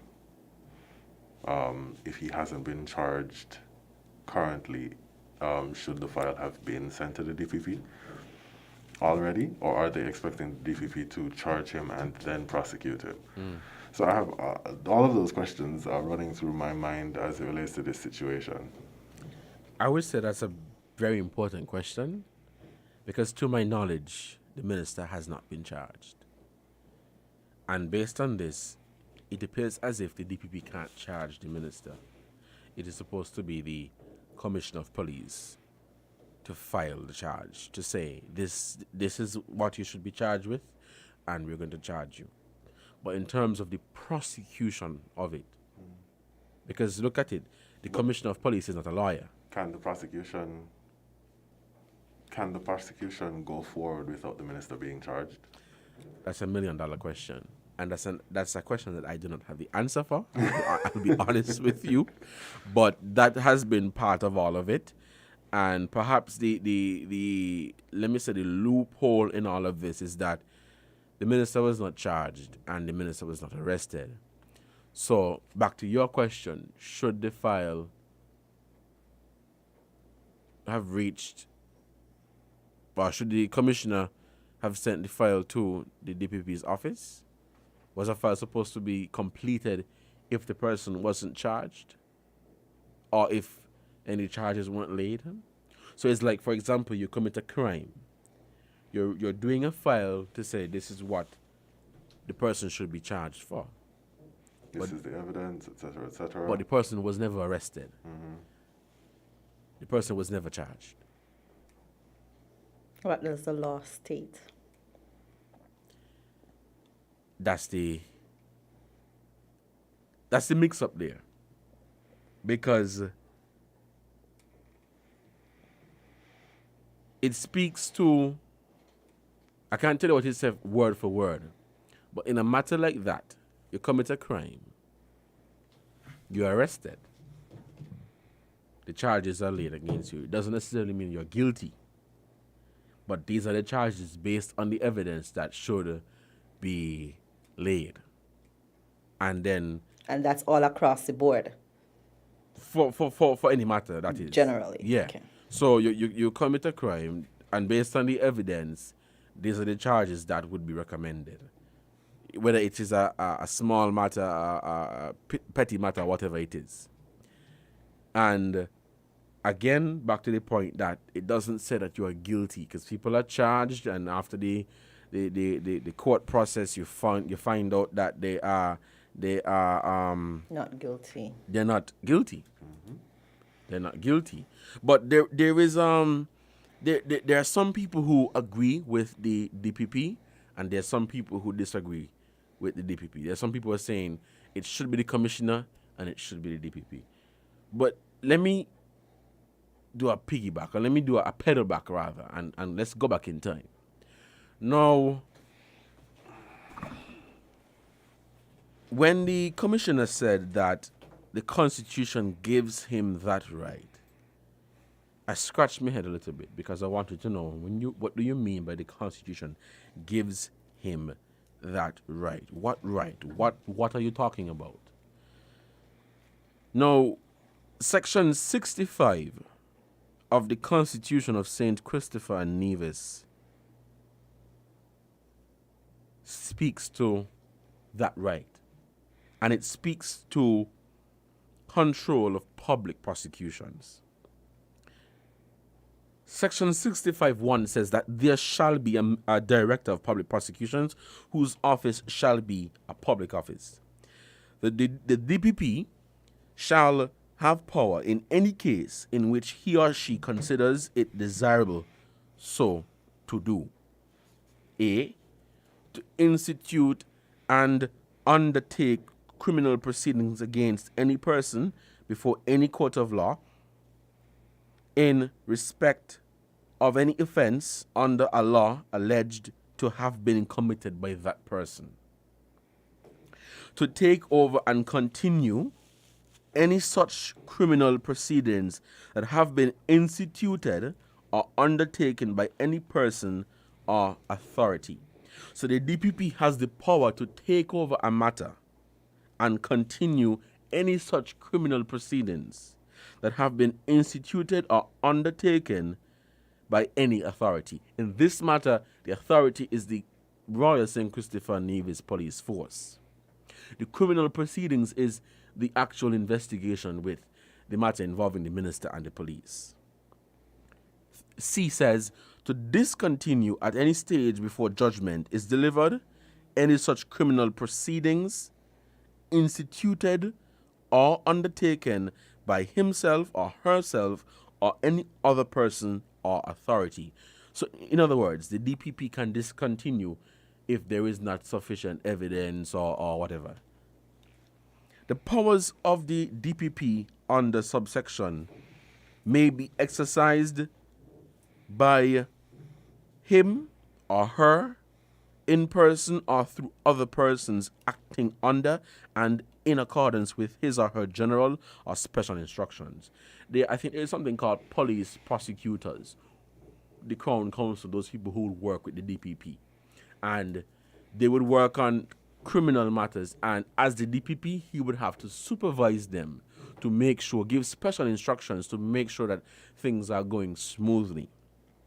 The powers conferred on the DPP by paragraphs B and C of subsection 2 shall be vested in him or her to the exclusion of any other person or authority, provided that where any other person or authority has instituted criminal proceedings, nothing in this subsection shall prevent the withdrawal of those proceedings by or at the instance of that person or authority and with the leave of the court.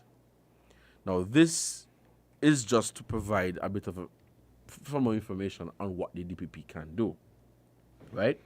Now, you would recall there was a matter, I think this was coming out of the 2020 federal or general elections. In English, it's federal elections, but general elections, where the matter of bribery came up. I think there was a case between the Honorable Eugene Hamilton and Dr. Terence Drew, where Dr. Terence Drew was making allegations or claiming that Minister Minister Hamilton was involved in treating and bribery for the election. And so he brought the case.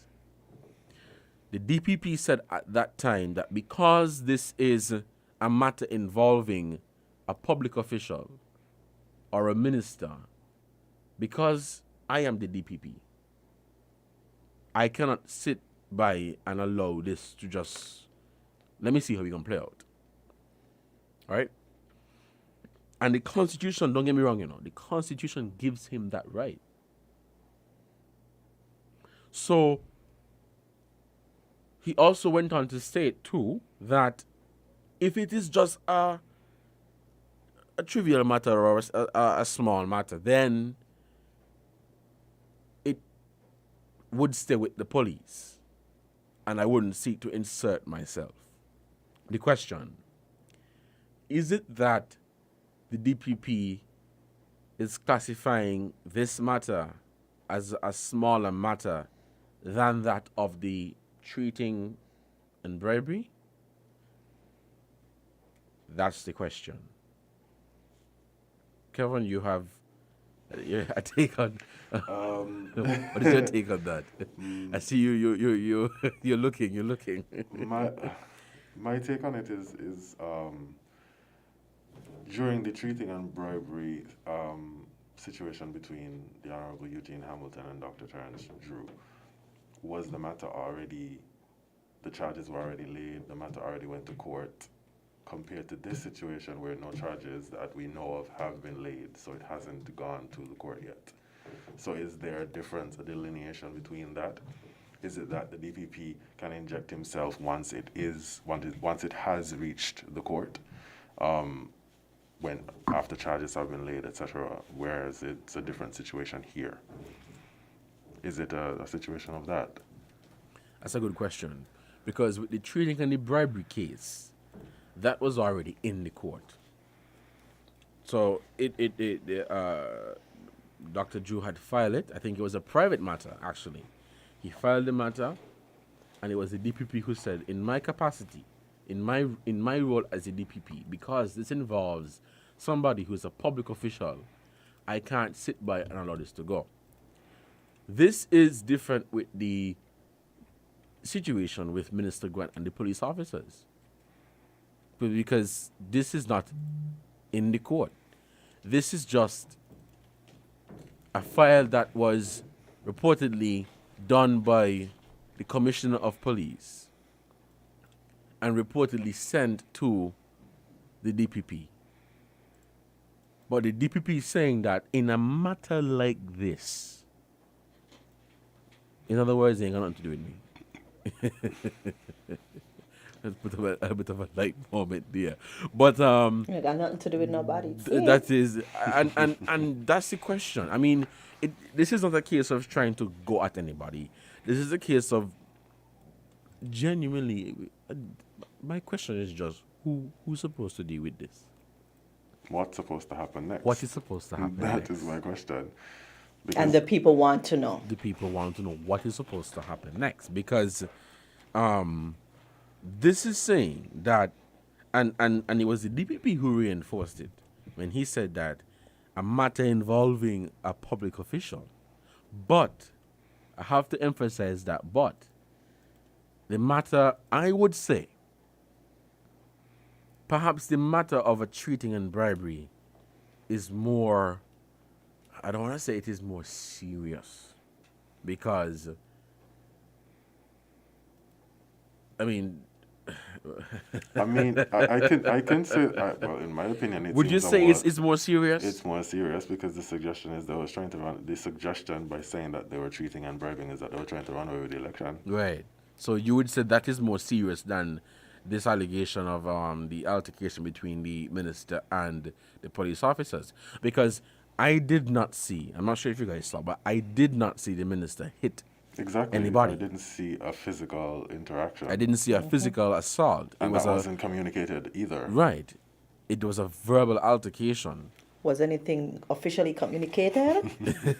Nothing was officially communicated. Come on, Kevin. But I was trying to be subtle here. but that's what I'm saying. So, I did not see the minister hit anybody. The video that I saw, and I think you guys saw it as well, was that the minister said don't let me rat you up. That's what he said. You can't say and say it. And I'm not telling any lies on the minister, please. But some people have been saying that he assaulted the police officer, he hit the police officer. Now, you saw a video where I was holding a phone, Your Honor, and you knock it out my hand. Would you say the minister assaulted, or would you say the minister assaulted? Or is it safe to say the minister assaulted that police officer? Because some would take the assault to mean that if you're a police officer and I lay my hands on you without permission, that's assault. That's one. Or some would say if I really drop some licking on you, that's assault. And on a different note, this is a perfect time to interject. Maybe, the whole issue of body cams on police officers should be instituted here in St. I know it's an expense and everything, agree. but in situations like this, I think it would be, warranted. Well, there were... And there are a lot of altercations with police very recently, so... body cams would perhaps help going forward. Well, thank God we had the camera to see some of what actually transpired. But the meat of the matter, guys, before we open the phone lines, the meat of the matter is what happens next? Because another round of tennis, it seems. Which is sad. What happens next? What happens next? We want to know what happens next, because... what should happen next? What should happen next? Is it that this will be thrown out because of lack of evidence? Remember, there was no arrest made. There were, nobody was charged. What should happen next? This is a real... I think the next thing, legitimate because question.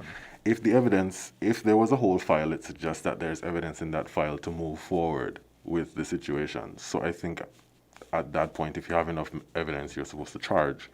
And then from charging, you move that situation to the courts. Mm-hmm. So that therefore suggests that because you were able to build a file to say that, well, this person should be charged for X, Y, and Z, lay the charges, then send to the DPP so it could get to the court. Right. That's what other people have been saying as well. So this is not a case of where the DPP is supposed to do it. But remember, the commissioner is saying that he is not asking the DPP for his opinion. He's telling the DPP to take action. DPP, this is what I have. This is the file that I have. The file has the charges that should be laid. Take action. We're going to open the phone lines and we're going to take some calls here on Inside the News. This is a very delicate topic. When I say delicate in the sense that involves a public official, police officers, we know that's a serious thing. And we're really trying to get, the full side of what really transpired. Know the situation with the Director of Public Prosecutions and the Commissioner of Police and the actual matter of Minister Grant and the police officers. I emphasize, we have a caller, but I emphasize that we were not there, so we can't speak as if we were there. We're going off of what has been reported. But we have a caller. We'll take our call. Caller, good morning. You are on the air. Good afternoon, sorry. You're on the air. Hello, caller. Okay, we're not hearing that call. Caller, good morning, good afternoon. You're on the air. Okay, not getting that call. Let's take this other call. Okay, lost that call. Caller, good afternoon. You're on the air. Good afternoon, Devon and guests. Good afternoon. I think you made a comment earlier in the program that all opinions on the grant matter should be respected, and we don't know exactly what happened from the videos that were released. Yes. I think it's even more important that or more important than respecting the opinions of everyone, that we should, is that we all should respect the rule of law. And I think we have gone beyond what actually happened. For what seems to be clear is that an investigation was done, and it seems that both competent authorities, and it's not a matter of, I don't think really of which one, okay, I think both of them have determined that the case should be prosecuted, okay. The battle seems to be who should do it, okay, and the citizens await justice taking its course. That's the important thing. And we must always remember that justice delayed is justice denied. So why the hassle over who should do it? Nothing is happening. And that is not right. Okay? This should not be a case where some kind of technicality like the statutes of limitations running out, where if charges are not brought within a certain time frame and everything is dropped, that would be a miscarriage of justice. Interestingly, what has become of, the Grant Powell misappropriation case, because this again reminds persons of that, right? Because remember, a tribunal was to be constituted to decide whether or not there should be sanctions, okay? Having determined that some kind of misappropriation happened. Is this a case, again, of because of who they were, they may get off scot-free? I think Law Week should be coming up soon. Are we going to have the executives of the Bar Association address this apparent miscarriage of justice? Will the Attorney General or the DPP or other judicial people explain what happened in this case? Okay, why up to now no tribunal has been called? Will someone make the Chief Justice of the OECS aware that the decision of a judge seemed to have just been ignored or trampled on, and the judge in the case actually had to make a hasty departure from the Federation? Right? And will the Chief Justice and the government hold the relevant officials, whether of the court or in a government department, will they hold them accountable for what happened here, right? Because really and truly, this should also be a matter for the Integrity Commission, for it goes to the, will they make a pronouncement? Will they do their own investigation and make a pronouncement on these matters? Because they go to the root of what integrity in public life is about. Okay, so we hope the Grant affair won't be just another example of a failed justice system. These are questions that need to be answered if we are to continue to call ourselves a democratic country that believes in the rule of law and not the rule of man. Okay? We can't have, for instance, as you pointed out, a DPP just deciding arbitrarily when or when not to prosecute. Okay, I don't think our Constitution intended to give power to one man who is accountable to no one, supposedly, to do that. I very much doubt that. I believe that judges are the ones who make decisions, legal decisions, okay? And this idea that a DPP can just arbitrarily decide when or when not to prosecute needs to be looked at very carefully. Okay? Those are my comments.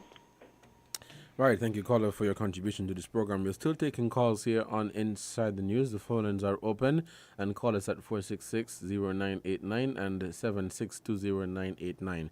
We're also taking your WhatsApp messages at 662-2204. We're continuing, guys. We have about, it is 1:13. We have another caller. We'll head back to the phone lines. Caller, good afternoon. You're on the air. Good afternoon to everybody. Good afternoon. Greetings in the name of Jesus Christ, the only Savior of sinners, and the second person of the eternal Trinity.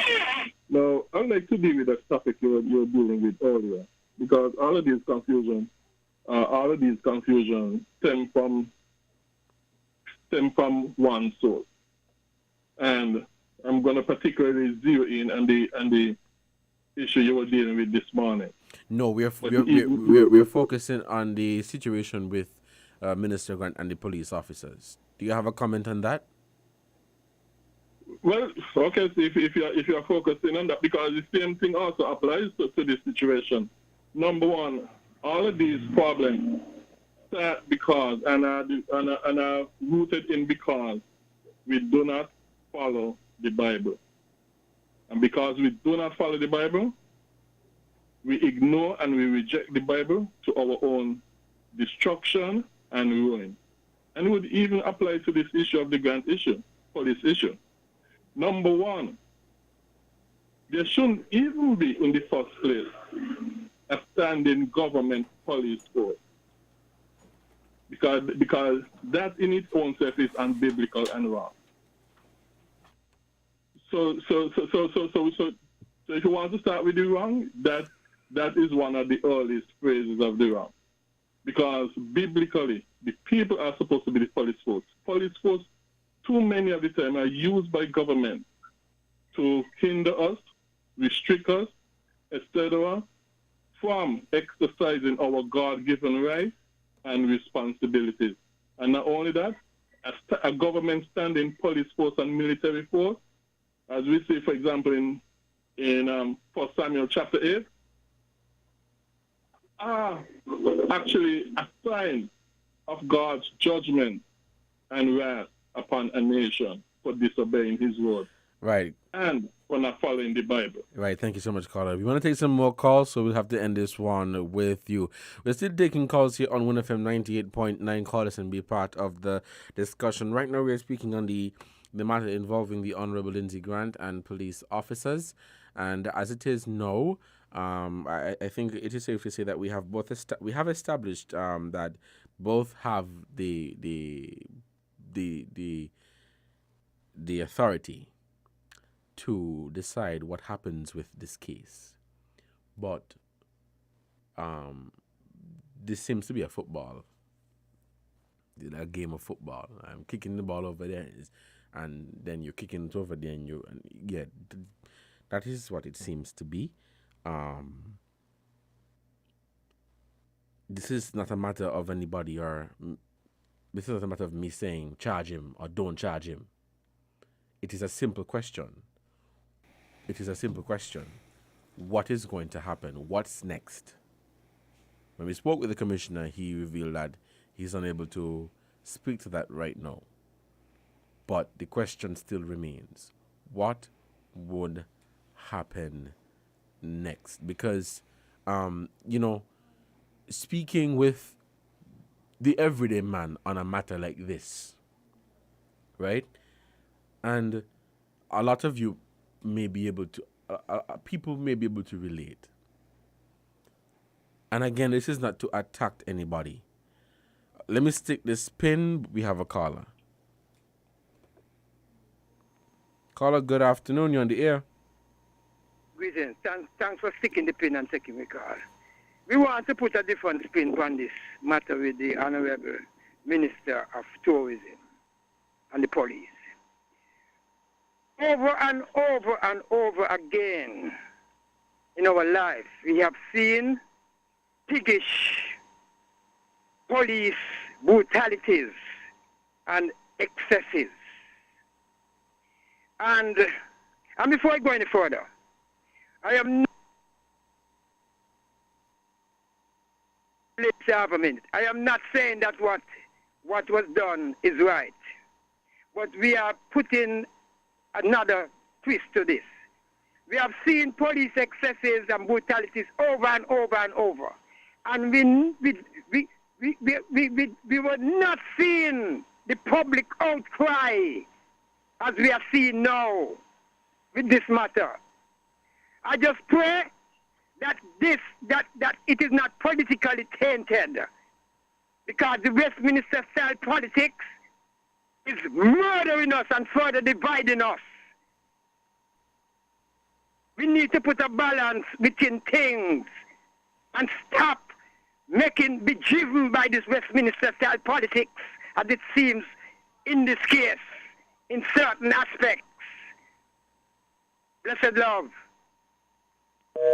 Right, Carla, thank you so much for your contribution. That's an interesting point that you made, because we have had instances of where there have been altercation between police and private citizens, and it goes two ways. Is either the person gets some licks and get charged, or the other way around. And it definitely happens. I remember there was this case where a police officer stand up in a man back in Nevis, and the man was charged, not the police. The man was charged, and then an investigation was supposed to happen, and up to this date, we still don't know the status of that investigation. Nothing came out of it. So I could understand what the caller is saying, in the sense that brings back my point of the body cams. Right. So you want to know not want to know, but the body cams help. It adds extra context that's missing from a lot of these short little clip videos that go around on WhatsApp. Yeah. And and I like that you said that, Kevin, just before we take the short break, there was this song and dance about okay, we have a caller. I'm trying to facilitate the call, so we take this call. Caller, good afternoon. You're on the air. Good afternoon, everyone. Good afternoon. I totally agree with your last caller. That's Eli. Because police beat up, front up, and people bang them up, left them in blood, and go in the court and say, that person beat them, and the person get charged. Where hear anybody ever bang up a police? Where you ever hear that? And they beat you up, France upon you, go in the court and say you beat them, and you get charged, and maybe jail too. That's all I want to say. Thank you, caller, so much for your comment. We have another caller on the line. Let's take this call. Okay, we lost that caller. I'm sorry. We lost that caller. Let's take this short break and we'll be right back. We have to take an ad break. When we come back, we'll continue Inside the News here on 1FM 98.9. Stick and stay. We'll be right back. Maybe it's the way the brilliant gold liquid reflects our sunshine, or how the bright blue of its label mirrors the clear Caribbean skies overhead.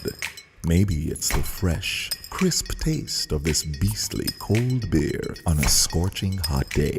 Maybe it's even the way it brings us all together. But one thing is for sure, Carib is very much a part of who we are wherever we're from in the Caribbean. Carib, it's the way we play. Drink responsibly. Buying your medication is easy with City Drug Store's curbside pickup.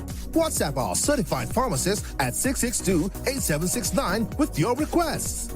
For prescriptions, take a clear photograph and send for review. We will engage you in dialogue and then provide a quotation and link for payment. You can then pay via TDC's online payment portal. And once the transaction is complete, you'll be notified that your pickup is ready. Yes, it's that easy. Send your WhatsApp message to 662-8769 to order your medications today with City Drug Store's curbside pickup service.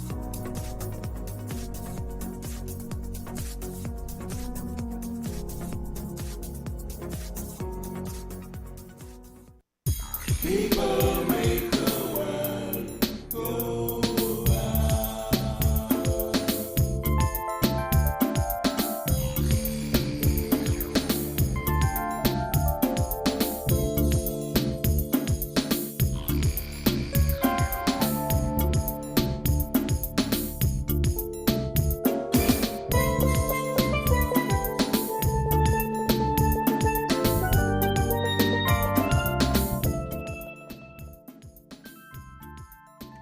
Welcome back to Inside the News here on WINNFM 98.9. I'm your host for today, Devon Cornelius. Now, this is a question, a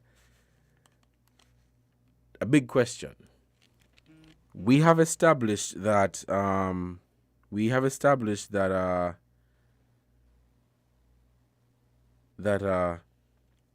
so this is a matter where now it's between the DPP and the Commissioner of Police. The question is that came in on the WhatsApp is, what role does the Minister of Justice have in the resolution of this dispute in terms of serving the notice to say, well, you've been charged with X, Y, and Z? What role? The comment went on to state that it seems like a soccer game in which neither side wants to score. That suggests that the game is rigged. In such event, we need a fair and stern referee. So we now understand that it's not clear as to whether this will be continued with the DPP or continued with the Commissioner of Police. The question is, what role does the Attorney General does the Attorney General play in this? Kevin, what is your take? Ilana, what is your take on that? Ladies first. Oh my goodness. I really and truly, the back and forth between both the DPP and the Commissioner of Police is rather embarrassing. Somebody need to do what they're supposed to do. And right now it seems as though they are not coming to a common ground.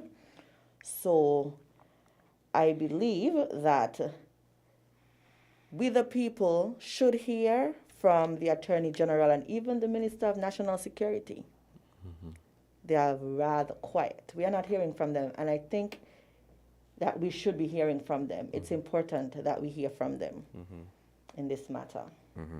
Well, and it's a legitimate question to understand, and we will see to understand what role does the AG play in something like this. A comment came in on the WhatsApp that I would like to read. It says, can we have a reenactment with us as characters of what happened with Mr. Grant as private citizens to show no one is above the law, to see how soon they will charge us? So in other words, they want they're suggesting that one of us do that? Yeah. Kevin Gunn say you Excuse me? So I mean, that's a late moment, but I thought I should read the comment. But it goes back to what the caller said earlier. We're not just in St. Christopher neighborhood, but all across the board of police brutality. And so I'm just here thinking that if this was a small, let's be real, if I had done that, I don't think I would have been hosting this program today. So it's a matter of inequality right now? I'm not, it's a matter of it is the seriousness of it in the sense that it involves a public official, and one can really understand why you would hesitate, anybody would hesitate to go forward with something like this. But if this is what your job is and this is what you are supposed to do, then you got to do it. You got to do it. Either way, the optics of it are bad. Yeah. Yes. The optics are entirely horrible at this point. Yeah. Because this situation happened in January. A whole file was done, which suggests an investigation was done. And now there's this back and forth as to who is supposed to shell out justice between the Commissioner of Police and the Director for Public Prosecution. Who's supposed to string out the justice? Isn't it supposed to be a collective effort for all of them to string out the justice? So that's the question. Who is supposed to do it? And the back and forth is not coming to an end? So again, emphasizing, this is not a case of saying charge him or don't charge him. It's just a question. Who is supposed to lay out the charges? Who's supposed to go forward with it? Because nobody wants to take responsibility. Everybody is saying that they are not the competent authority. So who is supposed to do that? And in this situation where it is an indication, or it is clear that nobody wants to take responsibility. Again, what role is the AGP? We have a caller on the line, guys, so we're going to try to get this call in. Caller, good afternoon. You're on the air. Make it short because you're soon out of time. Okay, yes. I was just calling to see you guys would give your opinions on three, I think, major news items that took place during the week. I'm not sure if you guys touched it already. Number one would have been the MSR Media movie Weekend. I think it's Week in Paradise, I think is the name of the movie. And what you think is the potential positive impact of that on the Federation?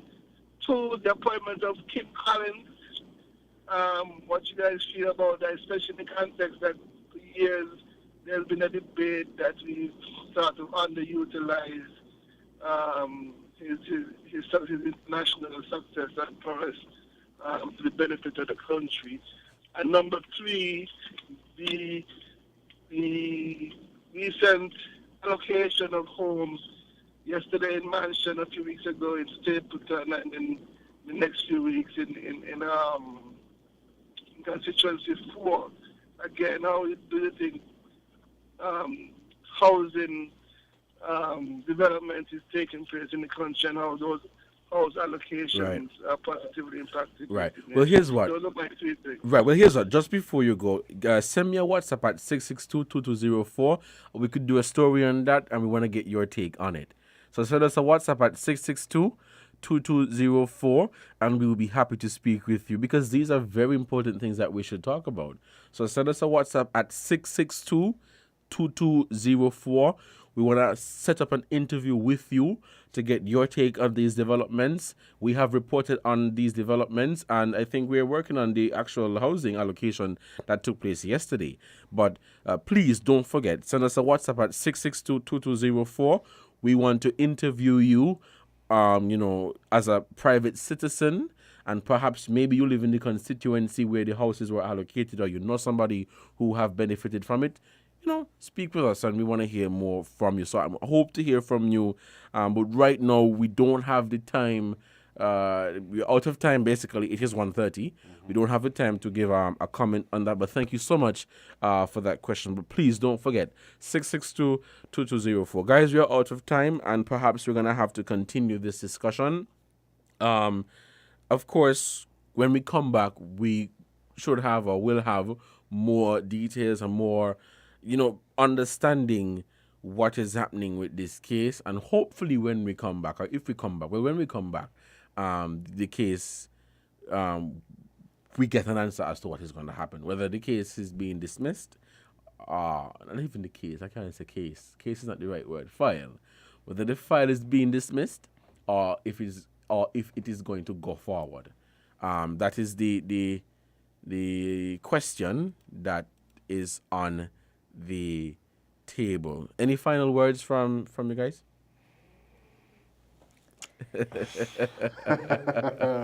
Yolanda, you're shying away. Oh my.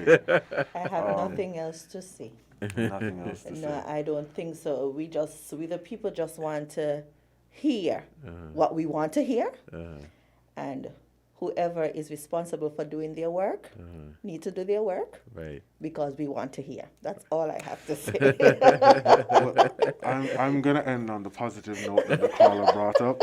I want to congratulate all the young persons, all the people, all the families who got housing allocations. I want to congratulate them. Congratulations. A big step in your lives. It's an amazing opportunity to become a homeowner. Absolutely. And, of course, congratulations to Mr. Collins on his appointment, which started... and his wife. And his wife. Did we do a story on that? Yes, yes. we did. Oh, yeah, we did a story on that.